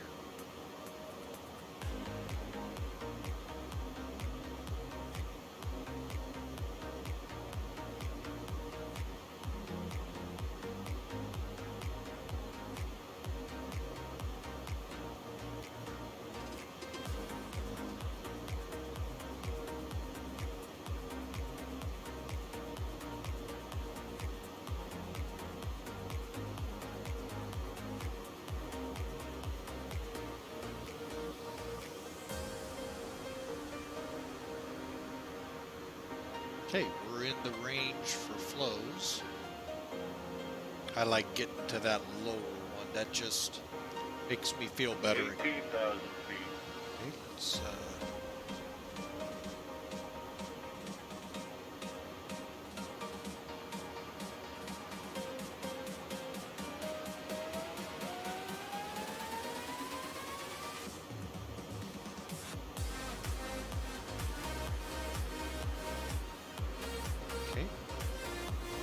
set for QNH at San Francisco. Next altitude 10,000.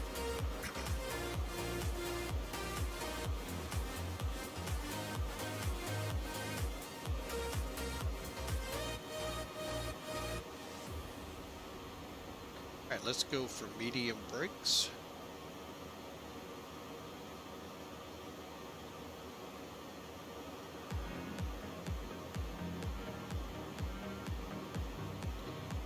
And set for 10,000.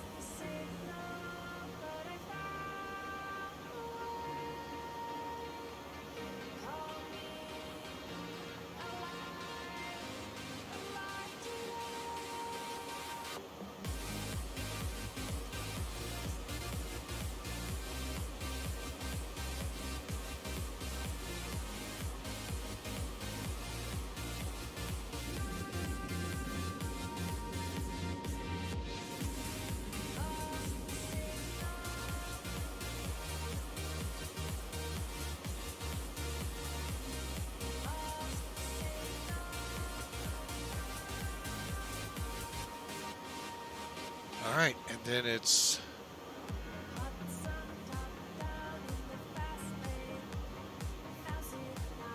I think we're gonna make it to 10,000 at seeds, which is makes me happy because 7,000 is next.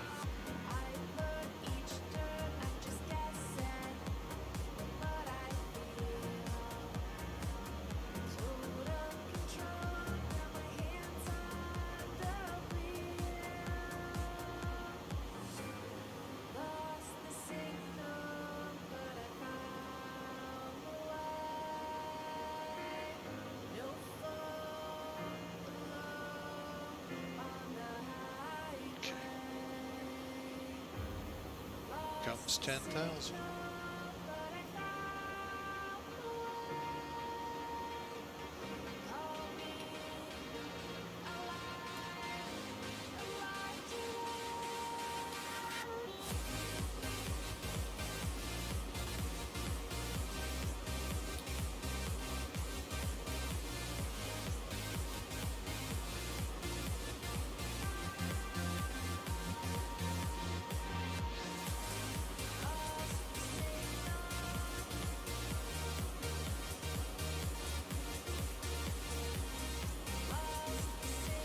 Okay, about to cross seeds, and then it's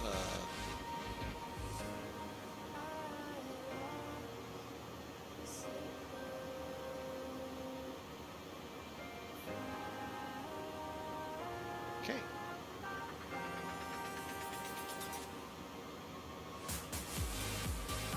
Like I said, we're gonna do 7,000.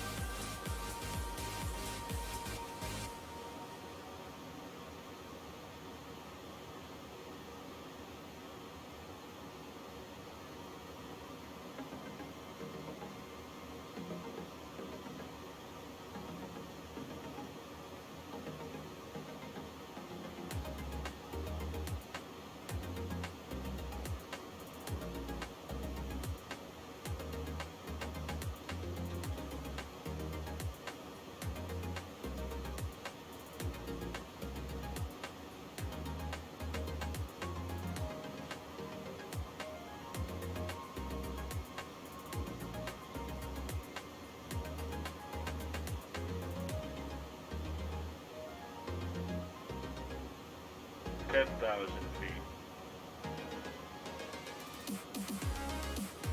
Okay, lights are on. We're set for the arrival. Brakes set.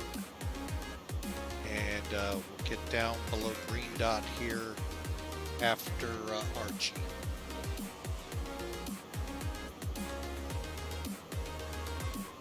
While we're thinking about it,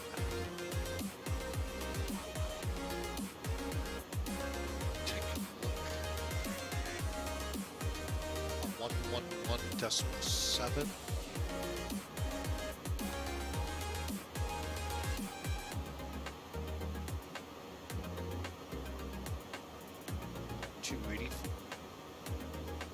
So it did not automatically set it.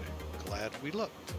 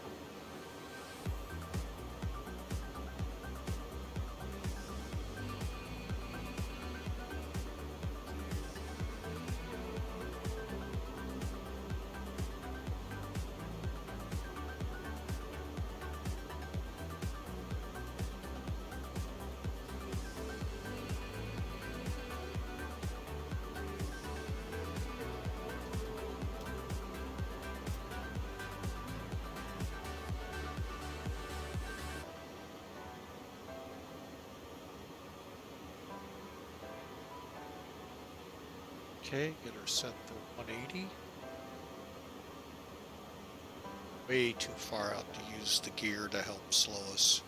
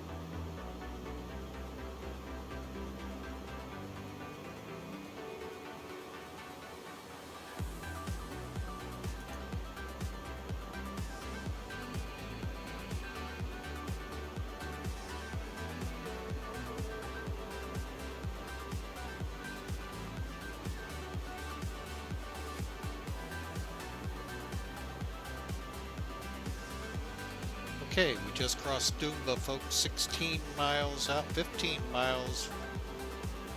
Not sure what radio that is, where it's at, but folks, we are fairing up for the approach.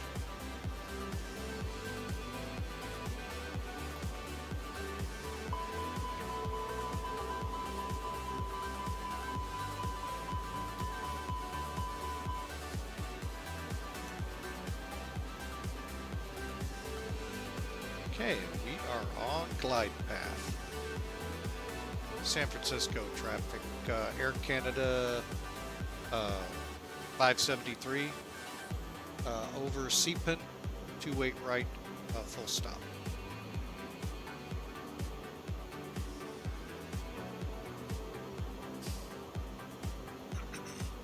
Okay, let's get her down to 160.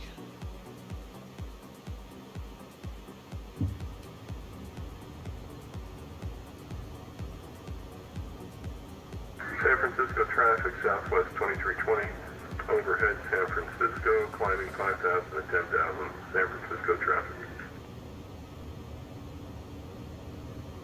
Gear down.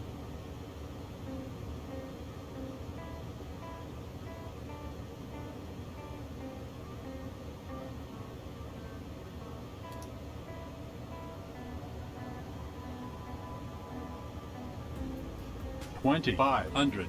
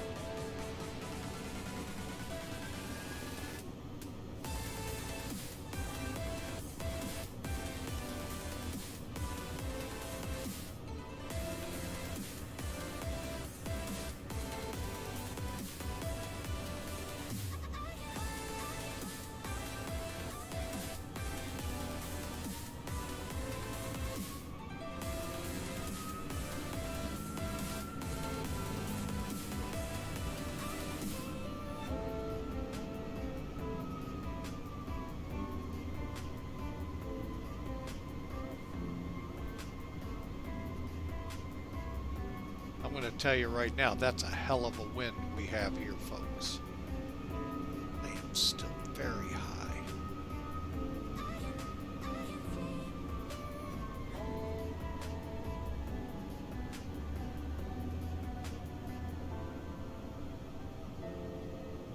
Flaps 4 are full, ground spoilers arm, brakes set.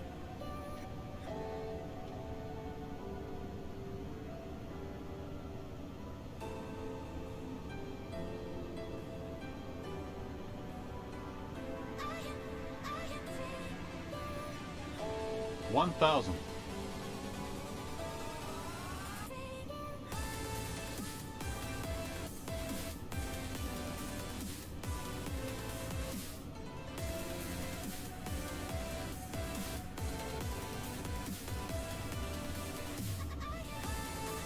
$500.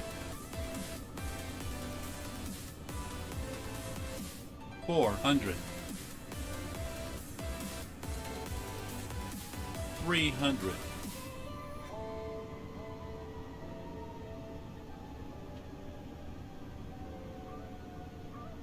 Really don't like 200. these water textures. 100. 50. 40. 30. 20. 10.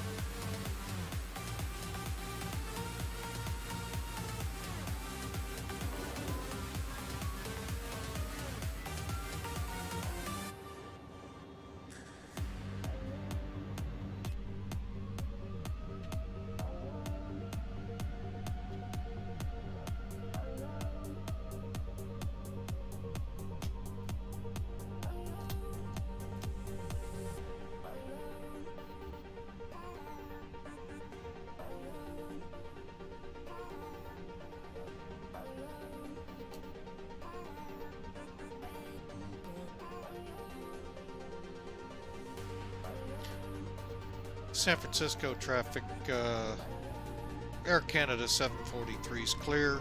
28's taxi to gate Delta 12.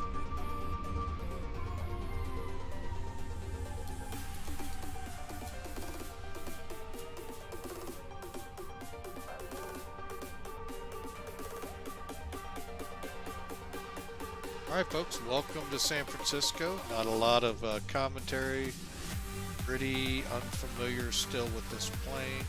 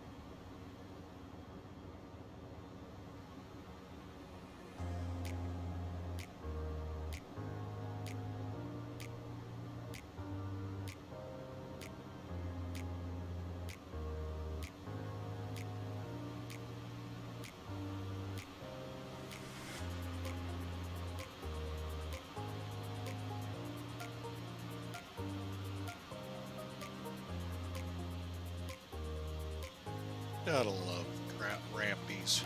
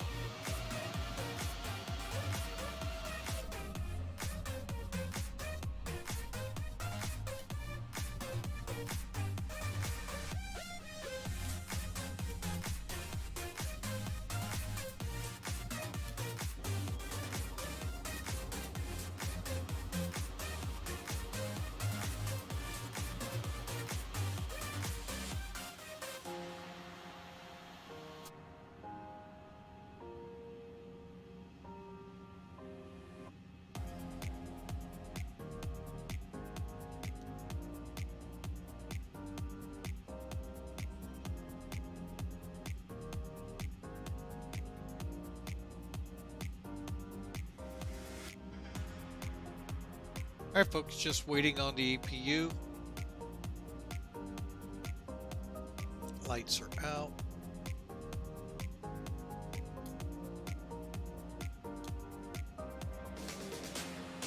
Okay, it shows available. Let's make sure. It is.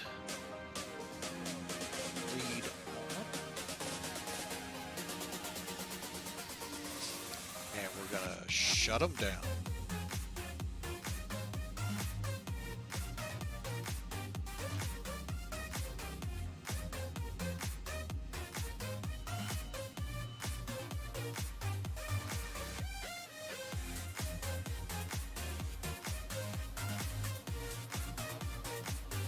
All right, folks, there you have it. We are now in San Francisco. Let me get a couple things accomplished here real quick. Stop. All right, we'll take it. 338 is not bad by Mac Air.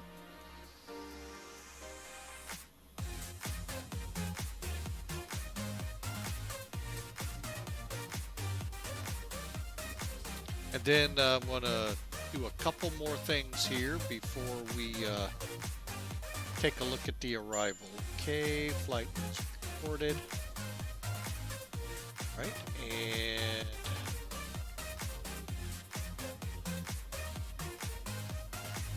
we'll come off ATC. Sim toolkit. 400. Sure didn't feel like it, but wasn't, you know, a great approach. I mean, we were descending quite hard, so potential is there.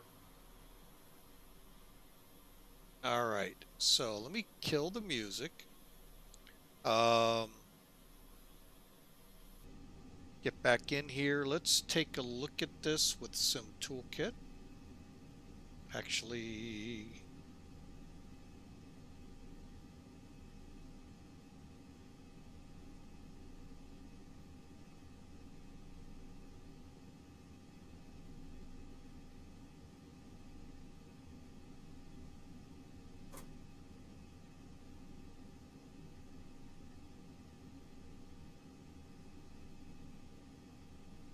all right, there we go. All right, get a few things taken care of here. So we're off VATSIM. All right, so let's look at the approach, shall we, in the numerical form. So we'll go to our flight. Flew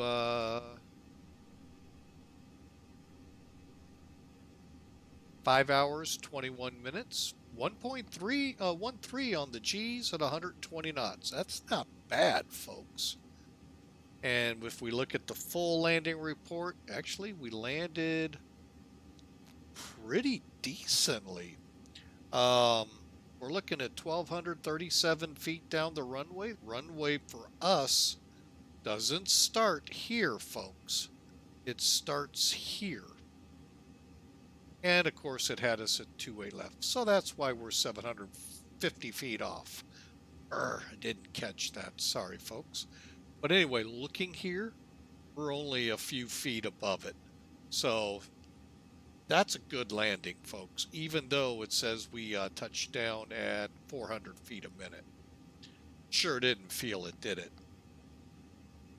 All right, so last thing we're going to do, instead of just looking at the numerics, let's actually make sure the bridge is away. No chocks, okay. Let's see if it'll let us rewind. It's not. All right, folks. Well, that is going to be a wrap then. Folks, it's been a great time flying for you. 5 hours, 21 minutes, a little over 6 hours and 6 minutes. But we are going to crash the desktop here shortly. So, folks, with that, I'm just going to say I hope you enjoyed it. If you did, smash follow. We would love to have you come aboard future flights. If you're watching on YouTube, thank you so much for that. And we'd love you on YouTube to click subscribe.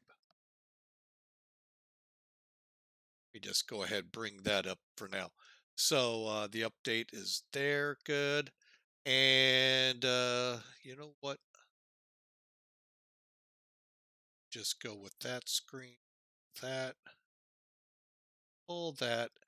And folks, we're going to wrap it up. Thank you again for being a part of Flying with Mike. Thank you, Hawker125, folks. Check him out. He's got every now and then he does stream, and when he does, it's always informative. So, and you can read there. He's also got a project he's going through. Hey, give him take a look. So, for now, folks, let me bring this screen up. Do something real quick here.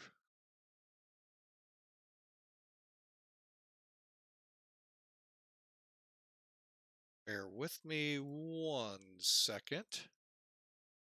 And noticing this from the time we start. The burst that, well, that'll work. It'll be fine. All right, so I'm going to roll the closing music, folks, and hope to see you all on our next flight. God bless you all, and, have a great weekend. Bye now.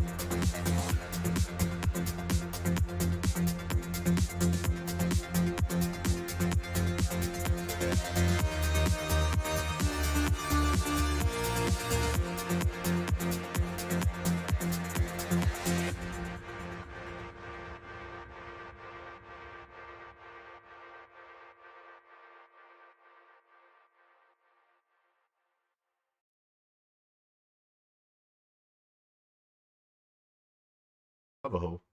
And it's just, yeah, it's just,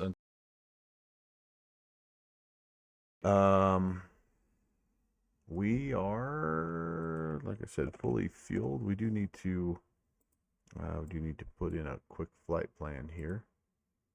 Just, oh, that's right. We got to do this over here. Do this over here.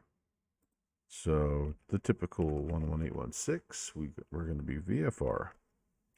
We are a PA31. We are light. We are Gulf. We are going to go, we're going to be off the block here. What is it? 6 after? I can't imagine it's going to take us more than 20, 25 minutes. We'll go bottom of the hour just in case. 9,500. We'll probably be doing about $1.80 in this old bad boy. And we'll put Wichita as our arrival. And we won't tell anybody if we're stopping at Thomas. We won't get flight following. Where would I divert to though if I had to? My dogs are out back going crazy right now for some reason. Okay, Wichita, very it's a VFR day today, you guys, right down here. Gosh, where would I divert? Maybe up here to Hutchinson. I don't know why I would divert. I'm not going to put anything in for my divert airport. And I may have to go yell at my dogs here. My wife is trying to take a nap, so I'm not sure what's going on. This should be about 45 minutes, and I have 5.5 hours of fuel on board. I literally have everything topped out here. Northeast bound.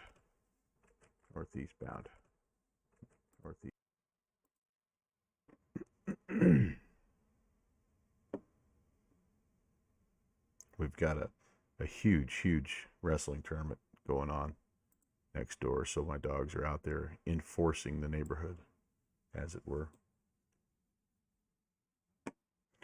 I'm going to get started. I'll let it warm up and I'll go check on them. The best of both worlds here. All right, so flight plan filed. Let's see, we've got, make sure everything is functional here. That looks good. Goals are free and correct. I should be probably doing this while I'm doing that. Yes, indeed. Can't see all the way out back here. My rampies are telling me we're good to go.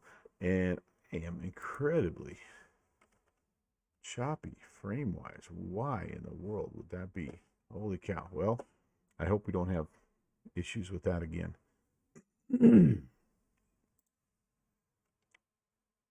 Yeah, I don't know why we would, but we are, and so that's just how she rolls. Yeah, look at that. Holy cow. All right. Battery switches down here. On. Yes, indeed. We do have 3 green lights. We are down. Flaps are indeed up. It's an absolute slideshow. Why in the world? This took me, by the way, three attempts to get X-Plane running today.